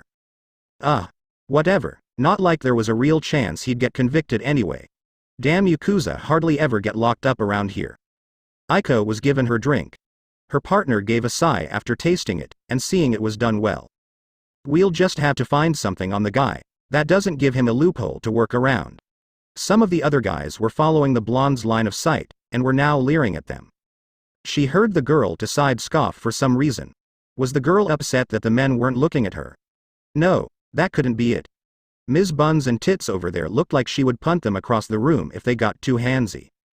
As Aya was turning back to face Aiko, she saw the blonde guy give a subtle twitch of his eye towards the other girl. Something about it didn't sit right with her. Yay, I guess. It's times like this that I almost wish I'd taken that advice my mom gave me. Find a good guy to settle down with and live the suburban life. Nice, calm, and predictable.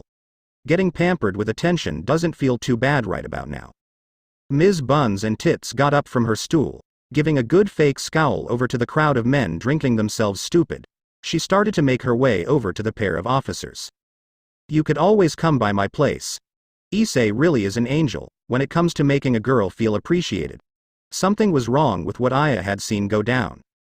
She knew enough to trust her gut, and it had paid off in the past. Aya was almost always looking over her shoulder whenever she was away from home. When a situation felt strange, she developed a sort of test. She had wanted to see if the one in question would react when she brought up Issei's race.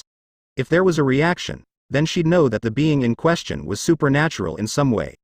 The harder the reaction, the more likely it was to be a devil. The one Aiko talked to occasionally wasn't a bad guy, but she was still wary of them. Aya felt that she had every right to feel that way. To her surprise, the girl walking over had flinched before the word angel even came from her lips. In fact, if she'd seen it right, Ms. Buns seemed to react to Issei. On a side note, Aya felt that the girl was dressed to draw attention to herself. She was wearing one of the most revealing kippaos she'd ever seen. The deep blue fabric had slits that looked like they ran all the way to the top of her hips. And the girl was showing a ton of cleavage. It was pretty much just two hand-width strips that wrapped around her neck to cover them. There were no sides to the damn thing, so Aya could see pretty much everything but the chick's nipple. Aya knew that there was something she should know about this girl's appearance, but it was just out of range for her to recall. The girl was just about up to them now, she'd figure it out. Hey there. Mind if I sit with you too? The guys back there are kind of creeping me out. Her voice was smooth and assured. Aiko hadn't been paying attention to the same thing Aya had, but even she picked up on the mismatch of words to tone. Go right ahead. Aya gestured to the stool on her other side, away from Aiko. Now she could feel it, the girl was a devil. Her little compensation from heaven was vibrating like a damn tuning fork that had just been struck by a hammer. That only happened for one reason. Yay, feel free. Anyway, Aya, I'm not about to go jump into the sack with the guy just so you can get used to having other women in the bed.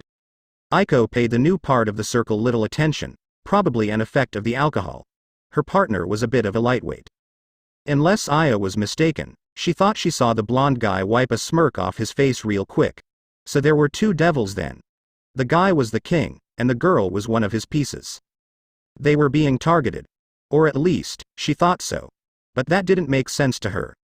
Didn't everyone supposedly know that certain areas of a major city were broken up between factions? The southwest was held by the devils, and why Aya never worked there. The northeast was heaven's area, they should have been free of this kind of thing around here. There was no way that these two were stray. From what she'd encountered, stray devils were almost always out of their mind. The southeast was for the fallen, and the northwest had a hub of yokai. Although, the yokai were allowed to go pretty much wherever so long as they didn't draw attention to themselves. Don't give me that crap, Aiko. You were eyeing Issei like he was a damn steak at that fundraiser. There was that little flinch again. She hadn't been seeing things. There were some Japanese names that were common enough, both of the officers were examples of that. But Issei? No, there were very few chances that the girl wasn't reacting because of the same one she was intimately familiar with. But he didn't know many devils. It was on the tip of her tongue, and Aya was starting to feel like this was something that should obvious to her. Polyamorous, huh? Me too. It's pretty rare to meet someone from the same lifestyle. My name is Schwalen, by the way. Schwalen interjected. Wait, Schwalen? Dark hair, blue-green eyes, wears a kippao. Shit. She knew who this was. Ah, Schwalen. Reiser is in dire need of your company. A hand was thrown over both Aya's and the new girl's shoulder, as the blonde guy pretended to be plastered. The guy blinked, and acted like he had just noticed who else he was holding on to. Something that Aya was trying to grit her teeth about. She would have been moderately polite, if she didn't know the guy was a devil and just playing a part. If he still didn't get the hint, then she'd react with a little more force. Riser can see you have made some rather striking friends. But no, this dickhead had done it intentionally. He didn't deserve any pleasantries from her. Get your hand off of me. She picked his hand up by the index finger, throwing it off of her shoulder like it was a piece of garbage that fell from the sky. Aiko picked up on the way her partner was acting, and placed a foot on the ground in case they needed to move. She knew Aya didn't act like that without reason. Aya turned in her chair, letting Aiko see the hand that was shifting towards the blade hidden underneath the shirt, right under the line of her slacks. Seeing that motion, Aiko paid very close attention to the newcomers. If Riser has offended you, then accept his deepest apologies. If you wish, Riser will pay for your drinks. This guy, Riser. She really couldn't believe that the guy was speaking in the third person, gave a deep bow without stumbling, giving up on the charade of inebriation. Let me stop you right there, Aya said, raising a hand, a hard look on her steel gray eyes. What are you doing in this part of the city? She asked of the male. And what are you doing with him? She asked the girl. Aya, are you sure? Aiko asked from behind, now standing from her bar stool and placing enough cash on the counter to cover both of their tabs. As sure as I am, about you wanting to fuck my boyfriend. Aya leaned in, so no one else would hear. I know what you are, and that you're not supposed to be here. The man straightened himself, tugging on his jacket needlessly. Ill-advised, but not forbidden. But Riser Phoenix has no need to explain his actions to the likes of you. Riser Phoenix was his name, huh? She'd have to ask Issei about that later, and see if he knew anything on the guy. Aya turned towards Schwalen, who was looking between the two officers, like she was determining a threat level. Aya needed to be sure of something, before she started running her mouth. Issei Hyodo, the girl went wide-eyed, before giving her a look as dark as she'd ever seen. I thought so. Aya remained unfazed. I wish I could say that I wouldn't tell him about this, but we don't keep secrets from each other. Do you have any idea how upset he's going to be about what you chose to do? Upset was putting it mildly. Issei was going to go ballistic. One of the 4 kids he had been the guardian angel to, had turned into a devil. It wasn't going to be a good night. Good. I hope he feels even a sliver of the pain I went through, waiting for him to show up when I needed him. Schwalen spoke through clenched teeth, still glaring at Aya. You stupid girl, Aya gave a dry chuckle. Do you think he wanted to abandon you? Are you really that dense?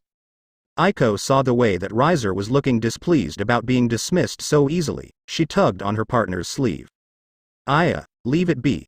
Come on, let's just get out of here. Aya ignored her, and stared right into those aquamarine eyes, that were starting to show a hint of doubt. If you really want to believe that, then go ahead.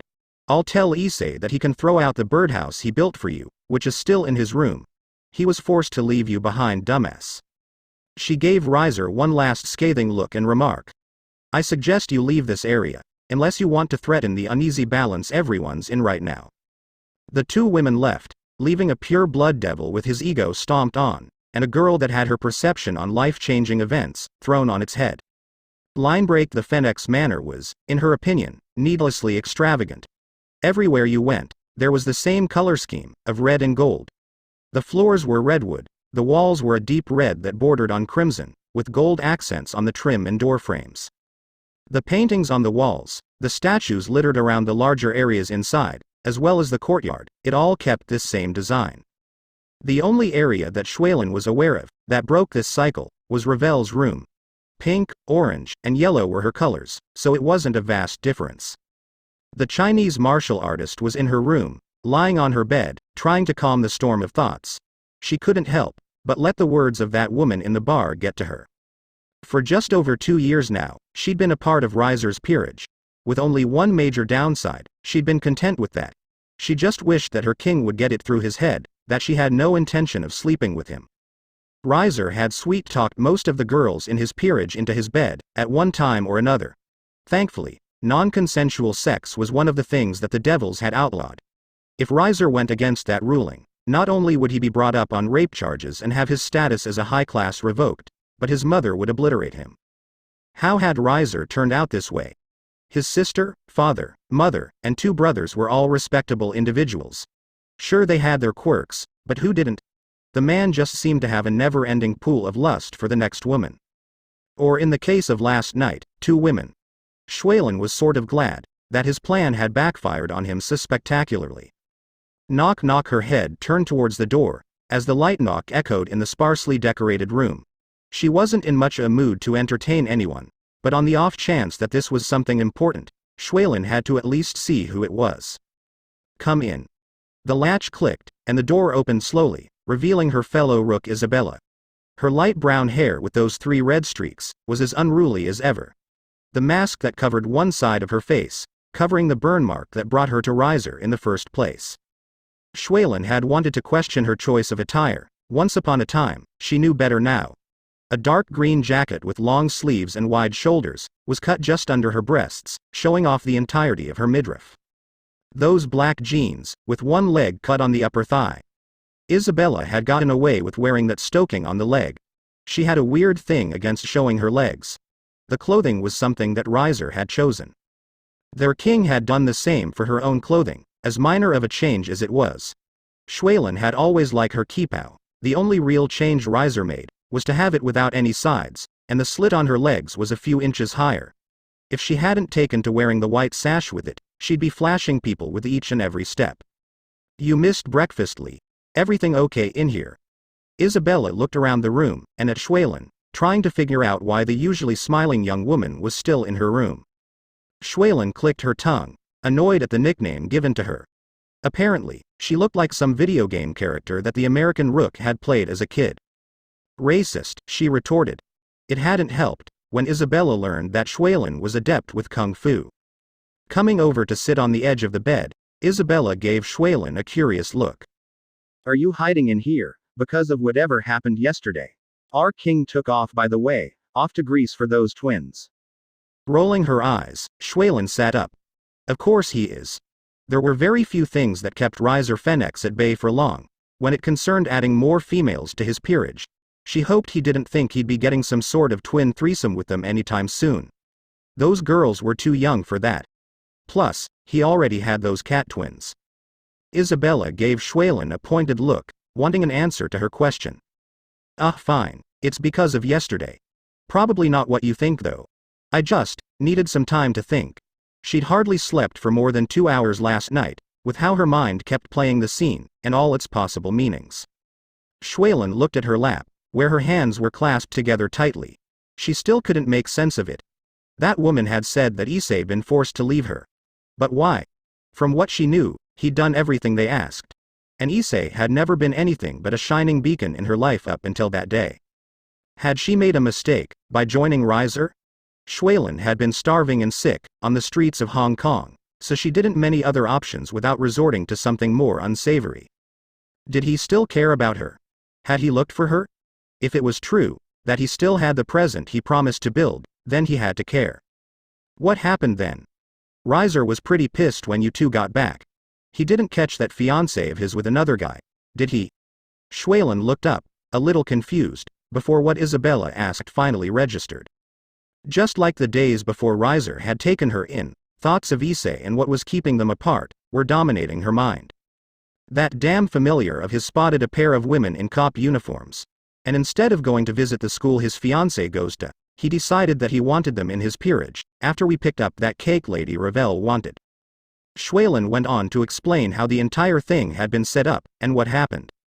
Reiser had caught wind of the 2 women heading to that bar, and wanted to be there beforehand, so it didn't seem like he was intentionally seeking them out.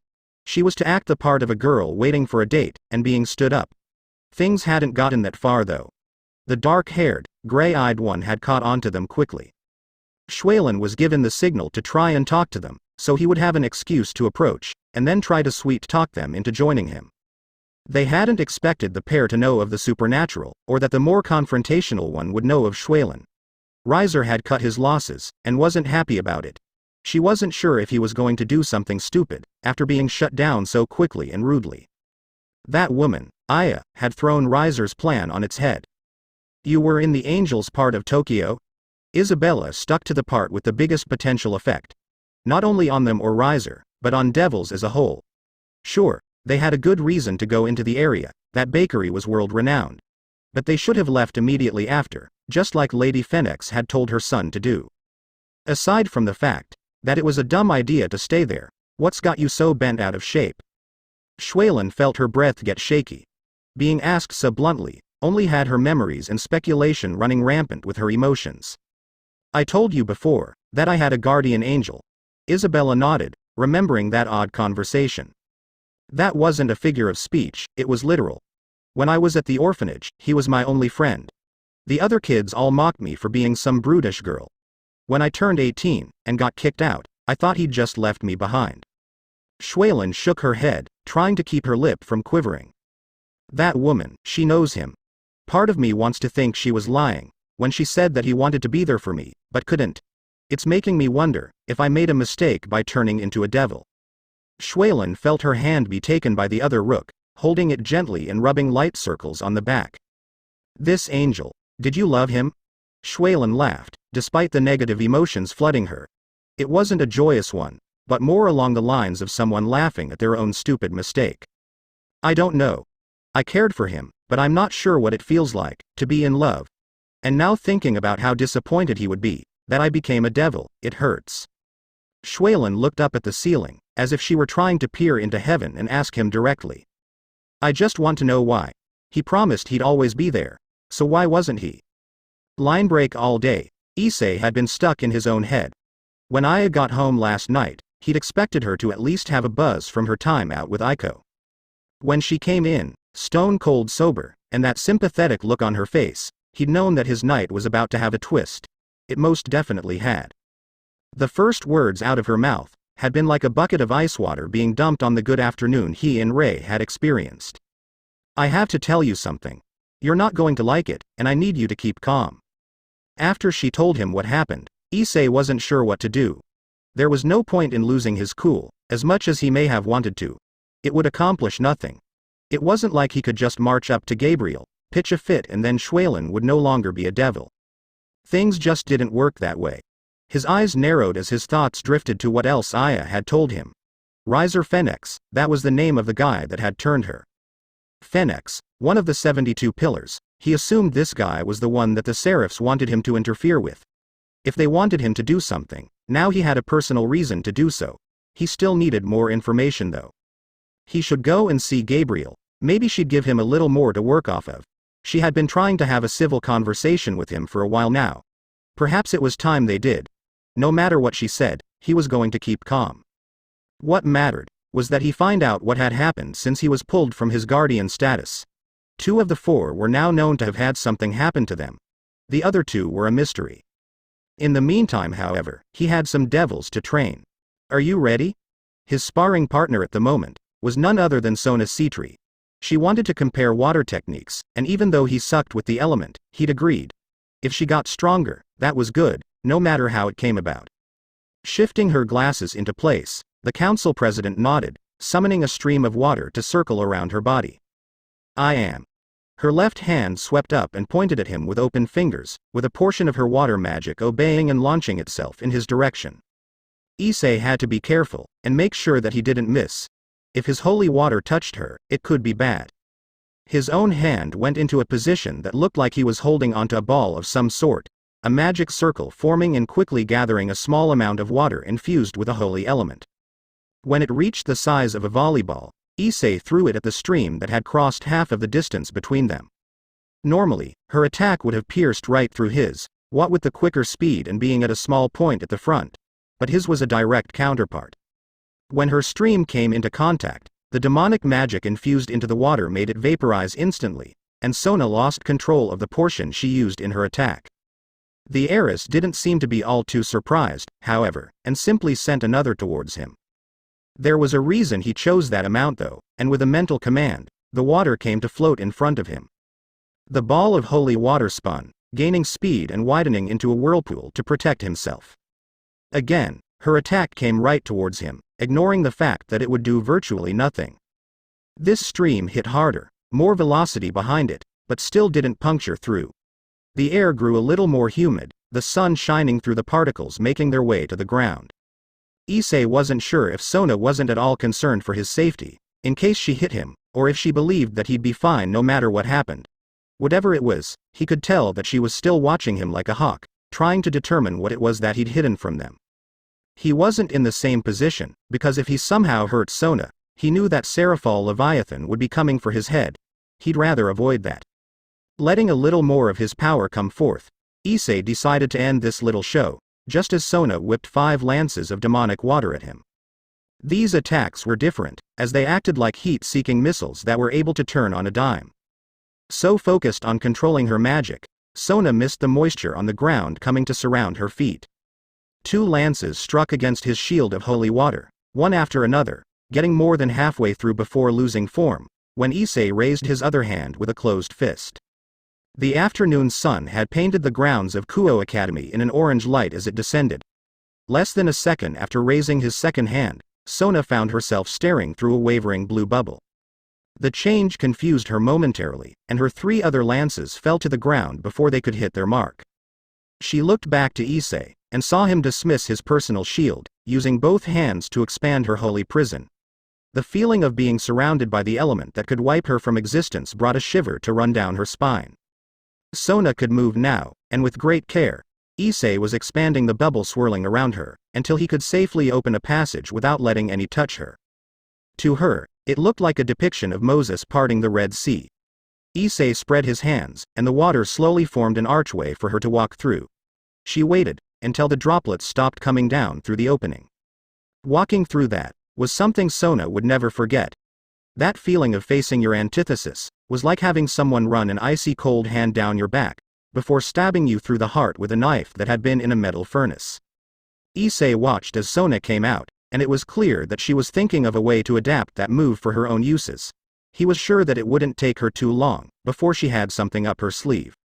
If it were him, he'd probably have the opponent surrounded by water, and then have several points that her lances struck them. Kind of like an Iron Maiden. Eyes, Sona, are the 2 of you done for the moment? Turning, the pair that was called saw Rias approaching them. Yes Rias, we are. Sona let a magic circle overcome her, drying off any water that had gotten on her, and removing any dirt. Oh good. I need to borrow Issei. Sona nodded and turned towards where her peerage was conducting their own training. Raising a brow, Issei gave Rias his attention. The crimson-haired heiress seemed like she wasn't sure how she should feel about something. What's up? How do I put this? She started mumbling. Issei waited for her to try and figure it out, while also taking a look at those around them. Saji had been teamed up with Tomo, so he could try attaching the line from his sacred gear to a fast-moving opponent. Momo and Rhea were comparing magic circles at the moment, seeing whose was the more powerful and most energy efficient, a good thing to consider when in a prolonged fight. Yura and Kaneko was going head-to-head, and it looked like a pretty even fight from this distance. Kiba was talking with Ruruko about something, but he was too far away to catch any of it. That just left. Hey, where are Rei and Akeno? Turning back to Rias, his question seemed to magnify her indecision. That's kind of what I wanted to talk to you about. Does Rainier have any bisexual tendencies? Now what in the world did that mean?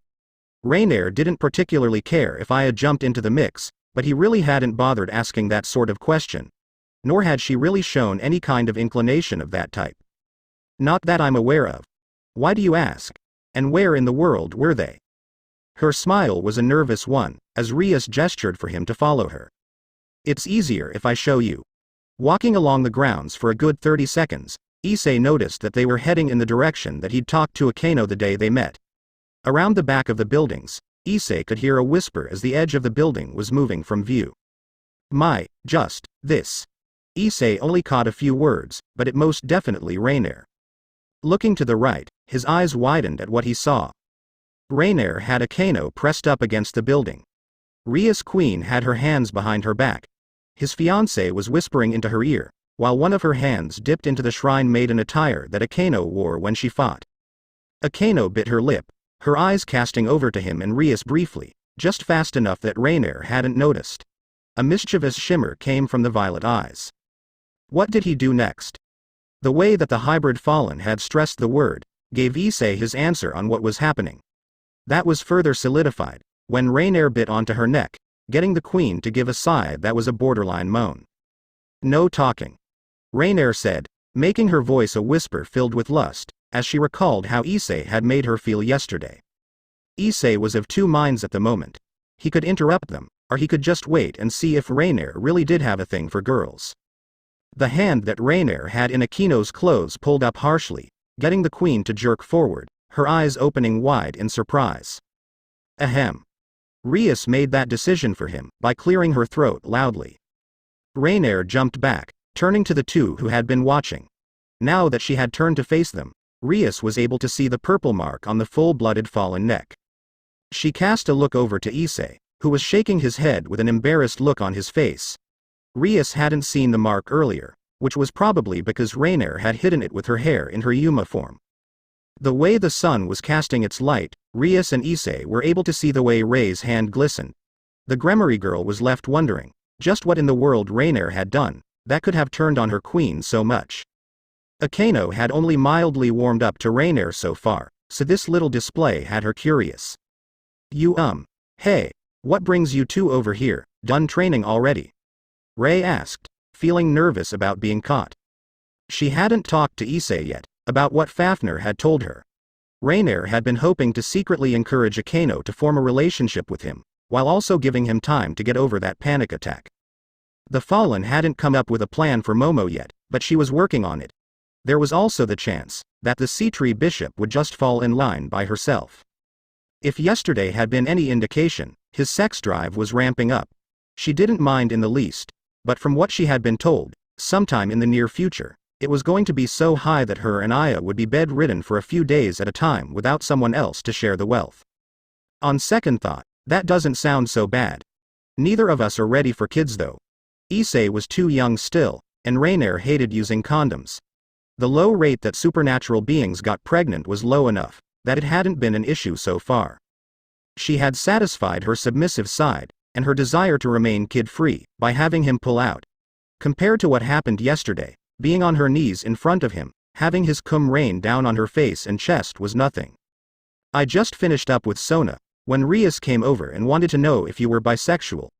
Dare I ask, why you decided to share a private moment we shared, with Aquino?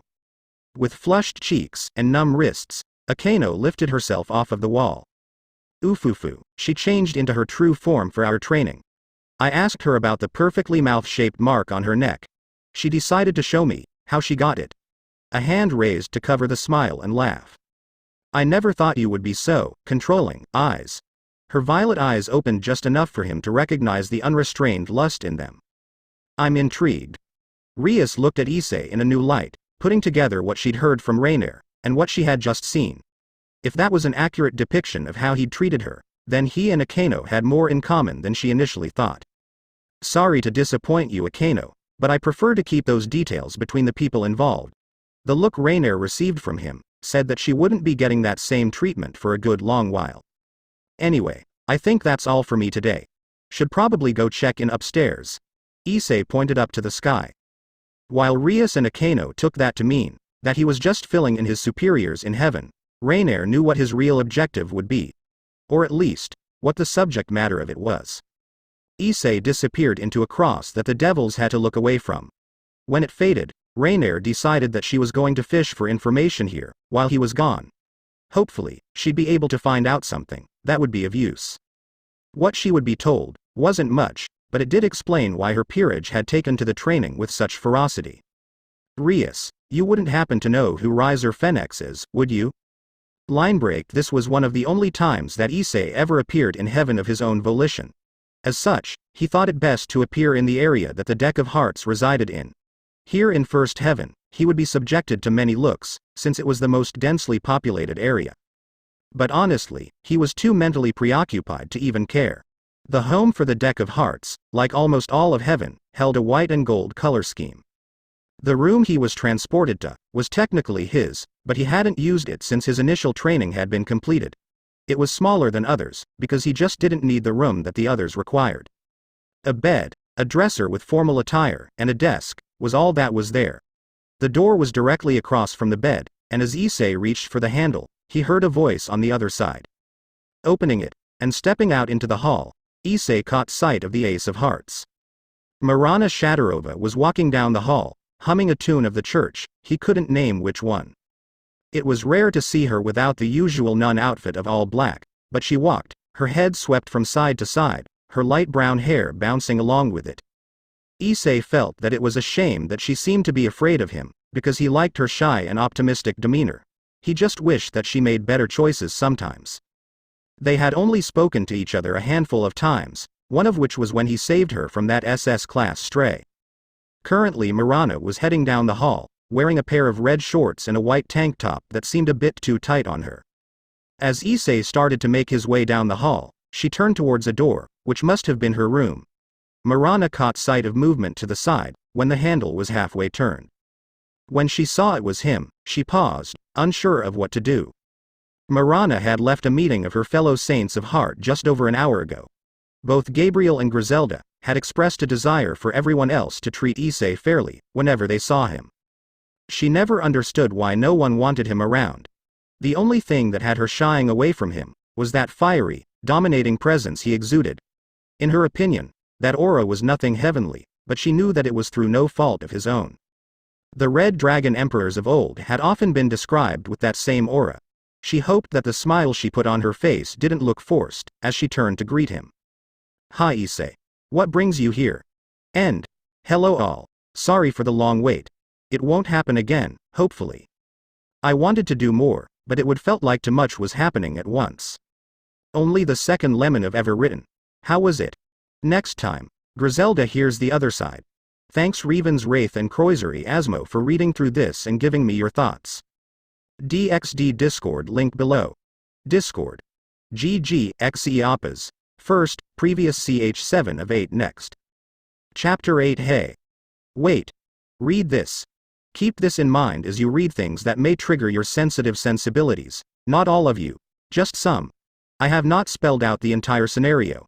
You don't know everything that's going on with each character. Keep an open mind. Think about more than what is blatantly laid out in front of you.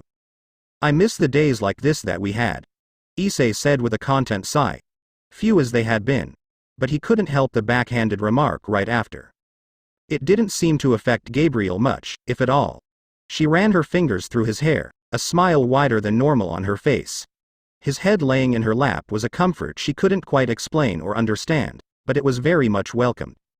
Eden was a place that made it near impossible to stay angry, the scents whirling together making something akin to a chemical that just induced peace. After a short conversation with Marana, Issei had come into Eden and felt its effects immediately. There was a fleeting thought that perhaps Gabriel had just been waiting to encounter him in here. The same place they would often retreat to when he'd been newly reincarnated. It brought good memories to the forefront. As do eyes. So much. Her beautiful voice a soft whisper as her eyes took in the relaxed form of her Joker. Without his near-perpetual tension around herself and the other angels, he merely seemed to be another among their ranks. So much had gone wrong, and he was the one paying for it. I can hardly remember the last time you sought me out, eyes. Dare I get my hopes up that we can repair things? The curiosity was near crippling for the Seraph. She'd been in the midst of a different meeting in Eden, when she felt him pop into heaven suddenly. Luckily they were just going over small details at that point, and she had most of the information already. Like I said before, I'm trying, but it hurts. There was something in his statement this time around that made her think he hadn't told her all of what he meant, but she wasn't sure it was good to pry too hard. Gabriel said nothing, to stay on the safe side. Issei was here with her, not angry, not yelling, not accusing anyone of anything. Now that she had been told of what was going on with him, she was keeping an eye on his energy. His normal state was lost on her, but she could see where things were problematic. Spiking and falling in rapid succession, though in small amounts, spoke of an internal conflict. He didn't even seem to know it was happening, much the same as any normal teenager with hormonal fluctuations. The only thing that was known to help was giving him an outlet, one of two options. Sex or fighting, two things that dragons were well reputed for. These were things to bring up later in their time together. She wanted to speak with him without causing concern. You've rearranged some things since I was last here. With one eye cracked open, Issei surveyed the area. The Garden of Eden was a sight to behold. Stretching as far as the eye could see, plant life from all over the human realm and some that were exclusive to here littered the area. Rows of sunflowers taller than any he'd ever seen, roses, daisies, chrysanthemums, fruits, vegetables and trees. All in a harmony only capable because of what God had made. Last time Issei was here, this clearing had been surrounded by a variety of different colored roses. The tree they often sat beneath shading them from the light that was always present. He wasn't sure what that source of illumination was, but it was always there, imitating a bright shining sun at noon. This time around the clearing was smaller, and instead of roses, orchids grew from the ground or from vines. The smell was more potent, and the colors more vibrant but still just as varied. I had some time to myself last year, and the garden hadn't been altered in almost a century. Her reply had Issei curious. Some time, to someone like Gabriel, was different than most of the world. She had likely shut herself in the garden for weeks on end, leaving Griselda to be the one to coerce her out. Silence came over them, the only sound in the garden being the breeze shuffling leaves on trees, the petals of flowers. It was comfortable in a way they hadn't experienced with each other in years, and neither was too enthused to break it. But Issei had come here for a reason. Aya saw Shuilin. The name was familiar to Gabriel for some reason, but she was having trouble placing it. The girl from the Chinese orphanage. She nodded when he explained further. Gabriel remembered watching from heaven, detached eyes peering down on him as he conversed with a girl bullied for her interests, getting her to laugh and smile better than anyone else could. She's a devil now. The hand threading through his hair paused.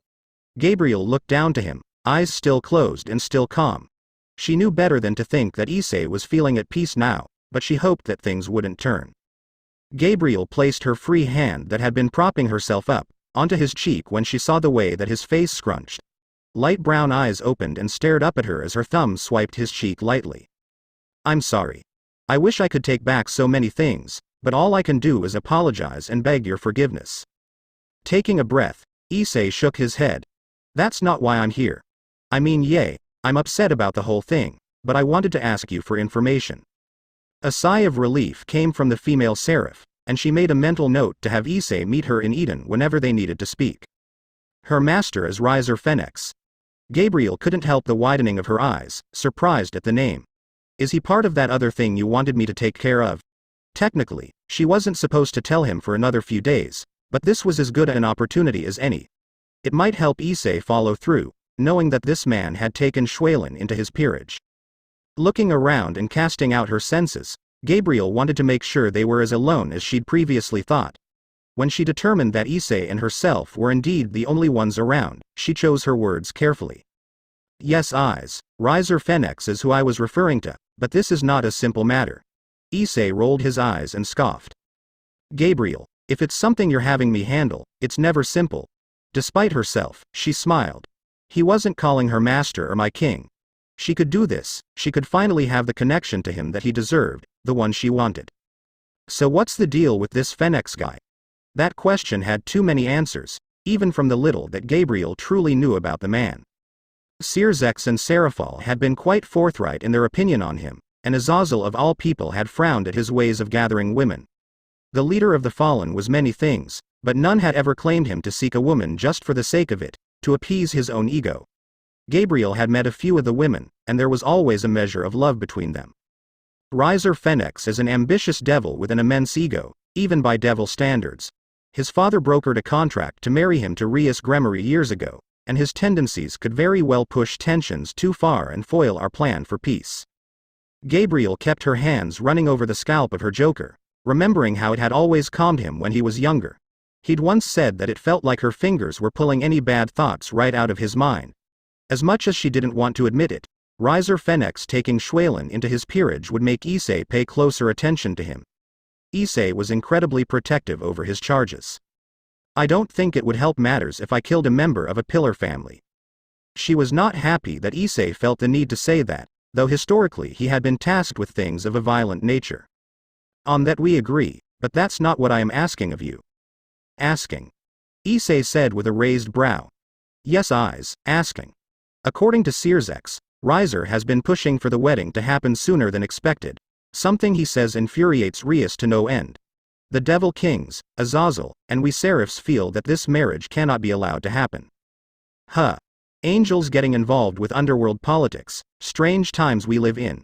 His tone was light and yet it carried a sense of surprise, like he hadn't at all expected the Seraphs to get involved in such a thing. She did not disagree, for it was strange. The fragile ceasefire had been the state of things for so long that anything else seemed a foreign concept to those in heaven, or at least that was the feeling Gabriel got when she had discreetly asked around heaven. The angels all seemed to think it an impossible thing, getting along with devils and the fallen. Not because they wouldn't accept it, but because the other two races were too driven by desire and sin. If Reiser has his way and marries Rias, it will place him in a position of more influence. Not because he will have more power in the underworld, but because more people will be watching and listening. If something were to happen, his calls for violence could quickly spread. And be a spark for war. Issei finished for her, following her line of thinking. They didn't know for certain that Reiser would react that way, but his brazen nature gave them enough doubt. Views of a similar vein were not hard to find amongst the older devils. They could easily follow suit and support his decision. She knew that Sirzex had been a deterrent from war for his entire time as Lucifer, but there was only so much he could do. The fragment theft really isn't helping this situation. No, it is not. Truth be told, Heaven was putting more resources towards that investigation than they really had to spare. But that's just how important to the state of the three factions it was. Those blades could bring about the end to them. How am I supposed to stop this marriage from happening? Gabriel was certainly not going to bring up the way that Azazel and Seraphal had mentioned, the one that Michael seemed to be leaning towards. That would do nothing but stir up problems at the moment. Sirzex at least seemed neutral towards the idea, which was a surprise given his near fanaticism with Rias. Reiser is said to be scheduling a walkthrough of a few venues for the wedding. At some point next week, he should make an appearance. Sirzex has already gotten both families to agree that if Rias should still be against marrying him, the fate of the betrothal could be determined through a rating game. Those were his exact words. Issei hummed with closed eyes, enjoying the feeling of those nails against his head. With each swipe he felt lighter, less burdened, even though they had brought up things that could very well mean that he and Ray just might end up on opposite sides of a war. He would be forced to participate, but he could always try to convince her to stay out of any fights. Though she'd probably just ignore that and fight anyway. There's a very distinct lack of specificity in that statement. Gabriel giggled brightly, remembering how proud Sirzex had looked with the wording on the addendum. He may not have been born a Lucifer, but he fits the title well.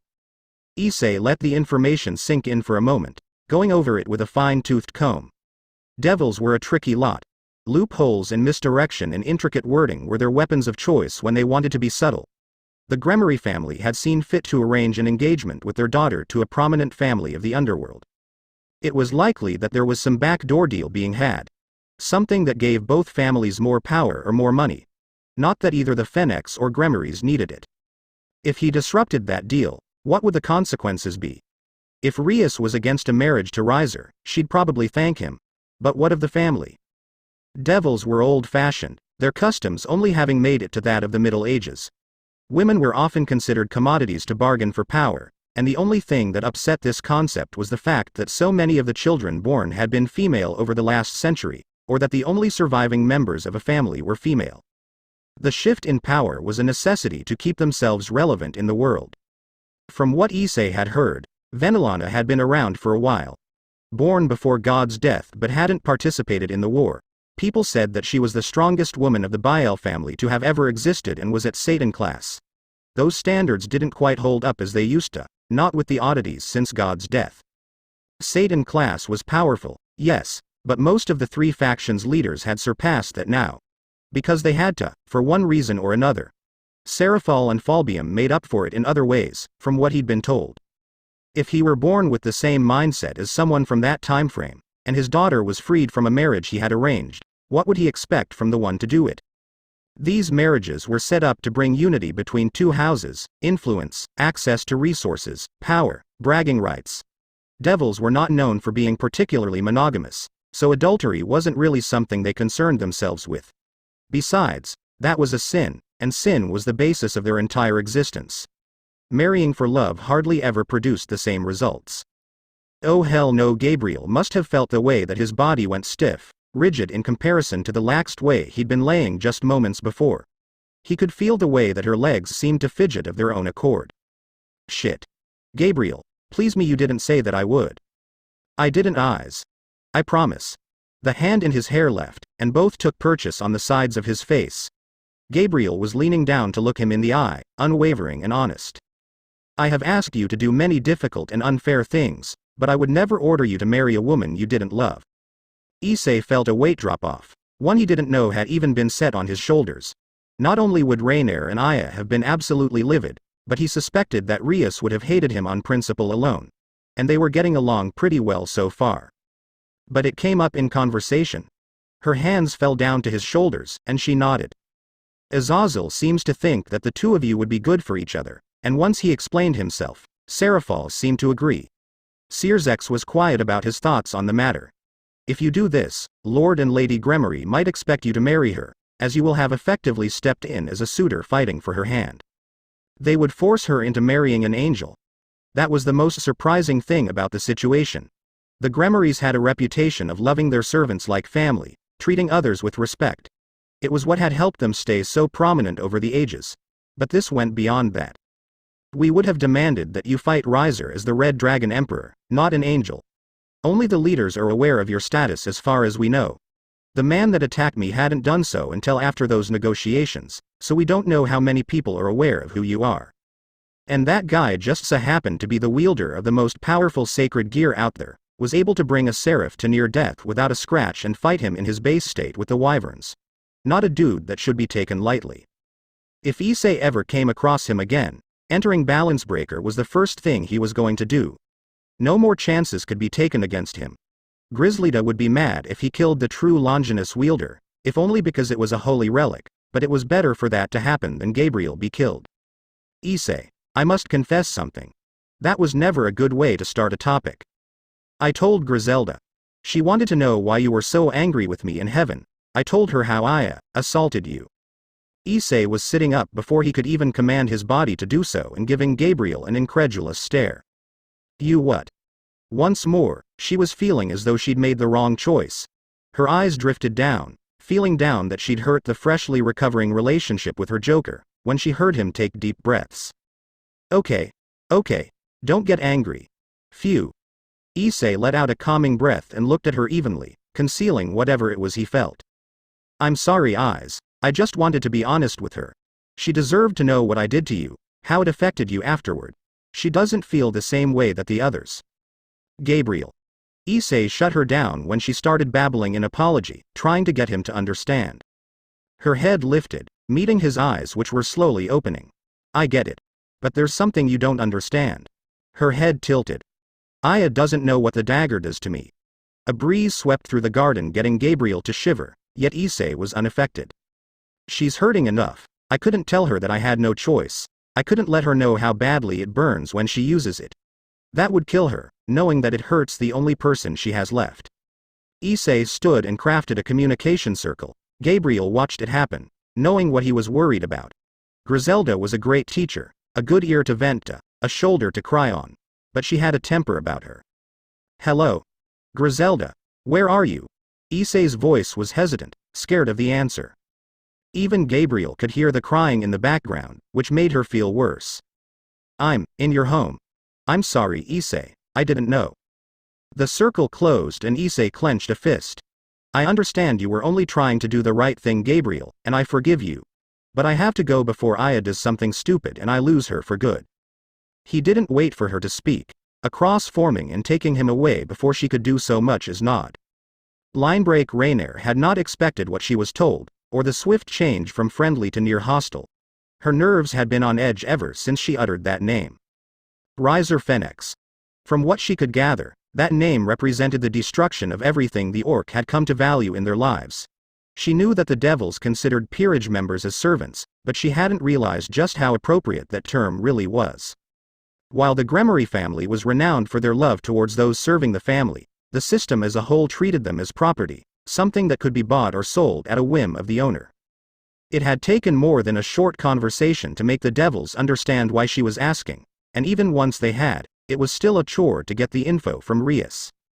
What made her wary was the way that Sona eyed her suspiciously. When Ruruko left earlier than the rest, Rainier didn't trust that she wasn't up to something. Sona Citri had something against Issei. She wasn't sure what it was, but it had been on her mind for a while now, just as it had been on his. A womanizer, an entitled man-child, a devil.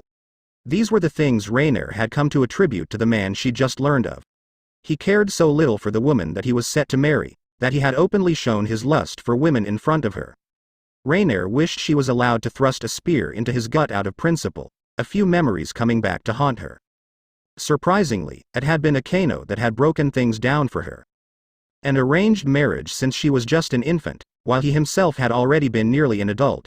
His disrespect for anyone that wasn't obviously above his own strength was mocked and disregarded unless his mother stepped in.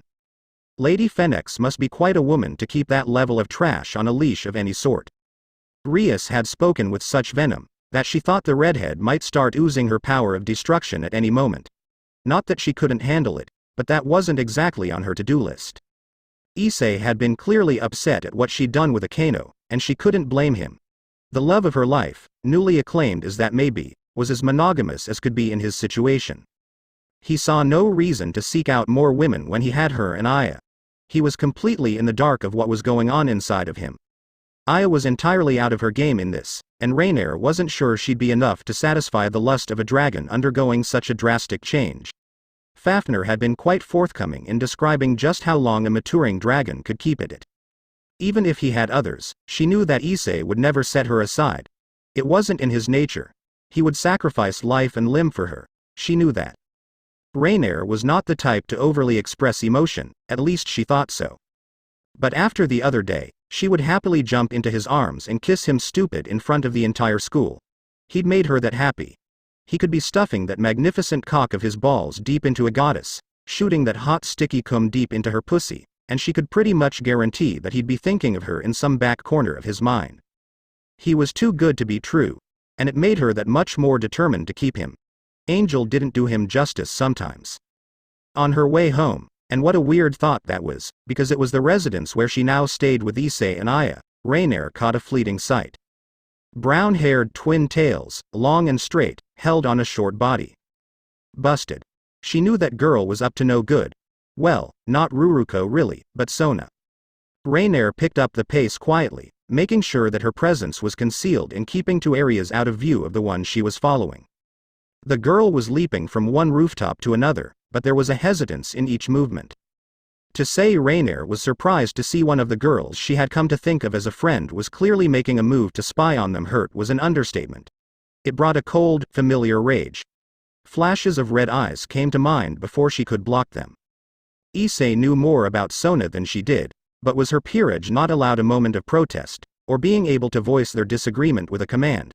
Surely Ruruko didn't want to spy on them, right? Unless the usually mild-mannered girl was a master of manipulation. Rainier was inclined to say that the first-year devil probably didn't think this a good idea. There was the chance that Ruruko was doing something else, but she doubted that. What else was in this direction that could be of any interest to Sona and her group? If it were a client, they would just use magic to head there. This was a quiet neighborhood that a few of the other students lived in, none of which that were really of any concern in any way as she saw it. Picking up her pace to keep up, yet still remain unnoticed, Rainier caught sight of something that made her thankful Issei was gone for the moment. Aya was walking in the same direction, towards their home obviously, after her shift. Just up ahead, Aya would have to turn in order to go home. Rainier kept glancing from the human to the devil, waiting to see where this would go. Would Ruruko follow? There was a sinking feeling in her gut as Aya neared the intersection, and Rainier had long ago come to trust that feeling. What she didn't know was why she had a bad feeling.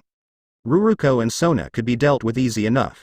Unless things went completely overboard, there shouldn't be any fighting. Issei might dish out some harsh words and his holy power might seep out and scare them, but that would be the end of that. The moment of truth came as Rainier saw the crosswalk sign light up. Aya made her way towards the other side and turned, not at all worried. That in itself was strange. Didn't the dagger alert her to when a devil was near? Perhaps Ruruko was just too far away for that to happen with her level of strength. Violet eyes narrowed as she watched Ruruko pause on a rooftop, hiding behind the parapet before turning to follow. They're stalking Aya. Why? She was just a human put into a bad situation she'd had no control over. Wrong place, wrong time, with the right person, and her life had taken a huge detour. What in the world were they hoping to learn or do? The walk was coming to an end, and Rainier was still considering her options. Unless Ruruko used some sort of ranged technique, Aya was in no danger, so confronting the devil seemed an option best left as a last resort. The Fallen was more curious about their goal. Aya had nothing to do with the three factions, not directly anyway. Ruruko stalled for a moment when Aya entered the house, and suddenly Rainier was having a hard time seeing her from this distance.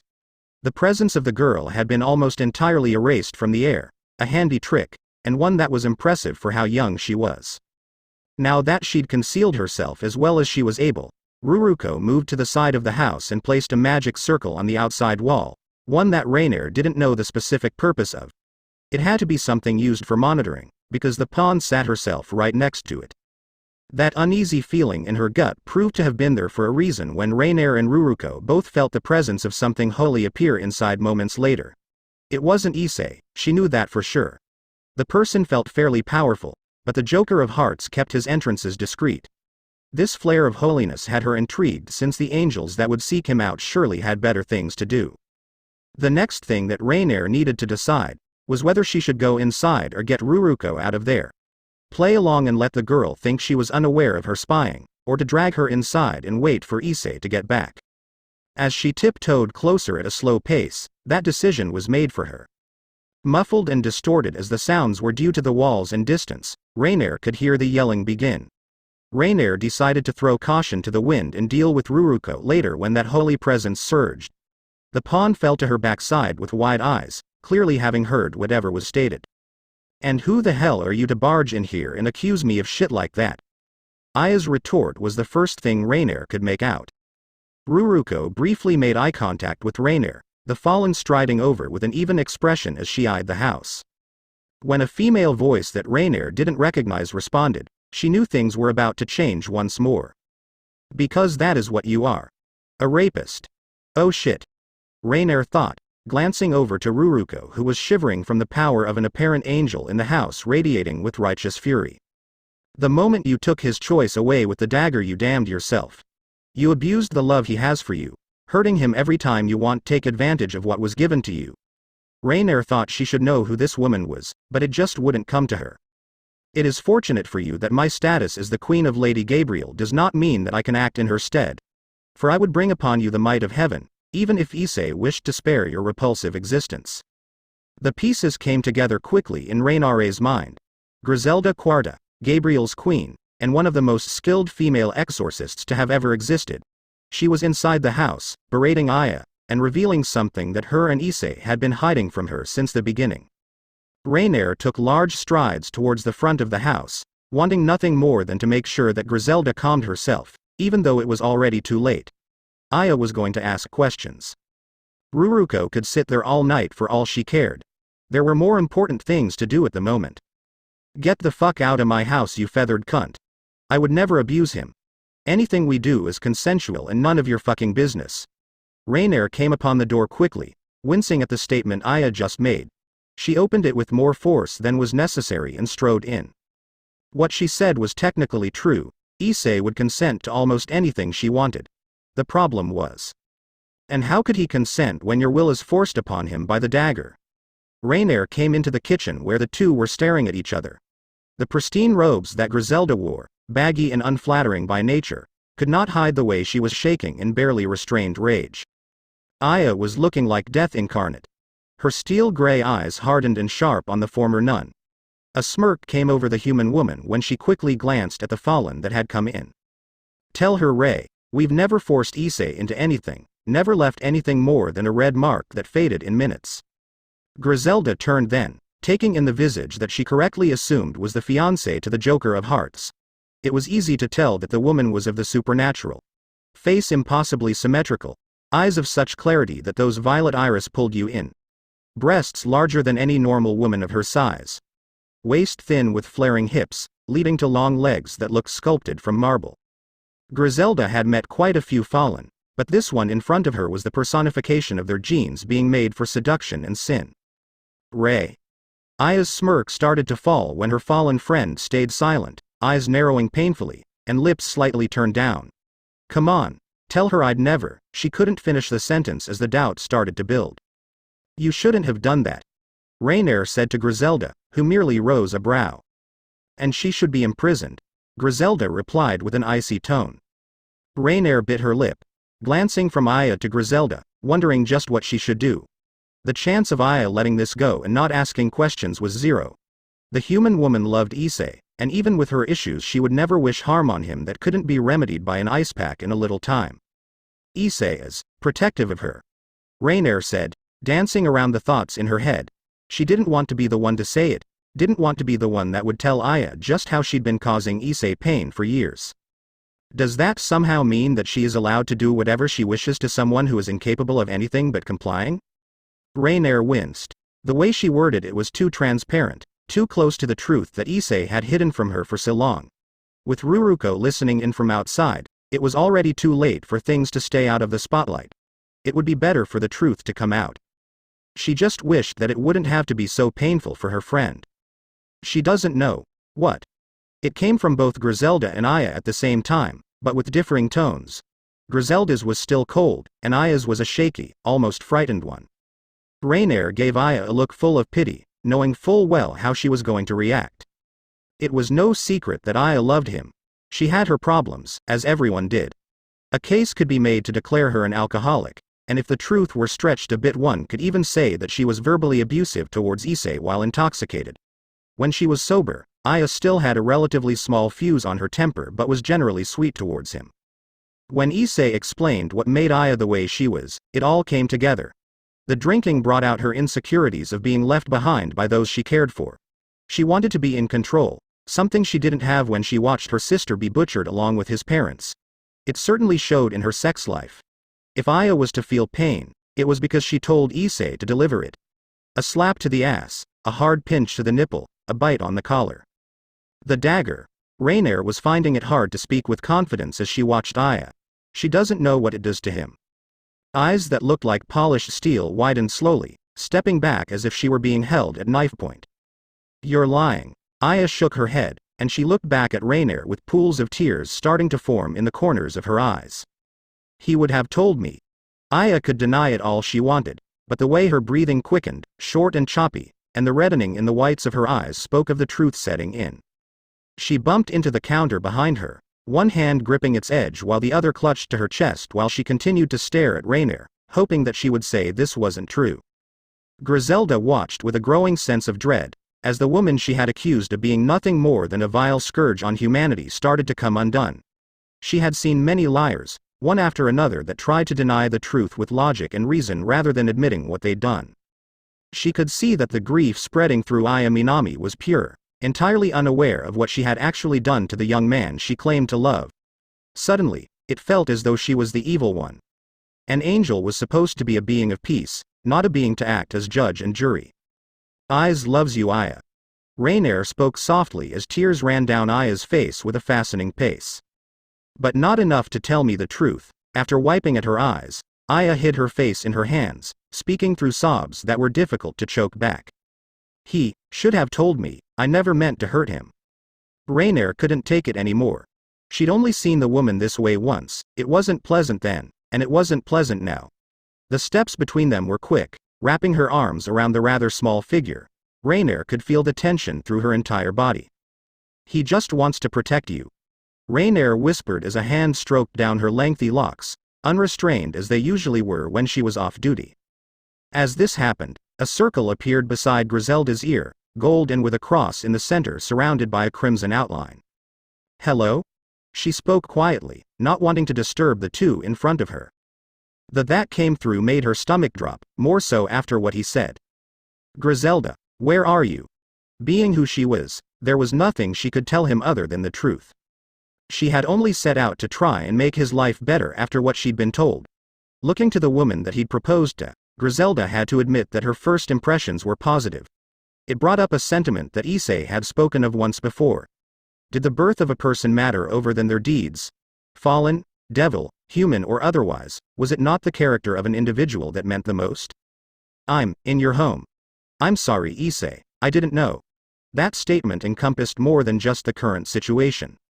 She hadn't known of how he'd become an angel. She didn't know that he'd basically been tortured for the greater good because the Seraphs were concerned about what he could do in their name. She didn't know how his short incarceration had affected the woman he lived with in the long run, the things that he had to deal with on a daily basis. She didn't know, but that was no excuse. Griselda would make up for it, just as Gabriel was trying to do. He deserved a fair chance.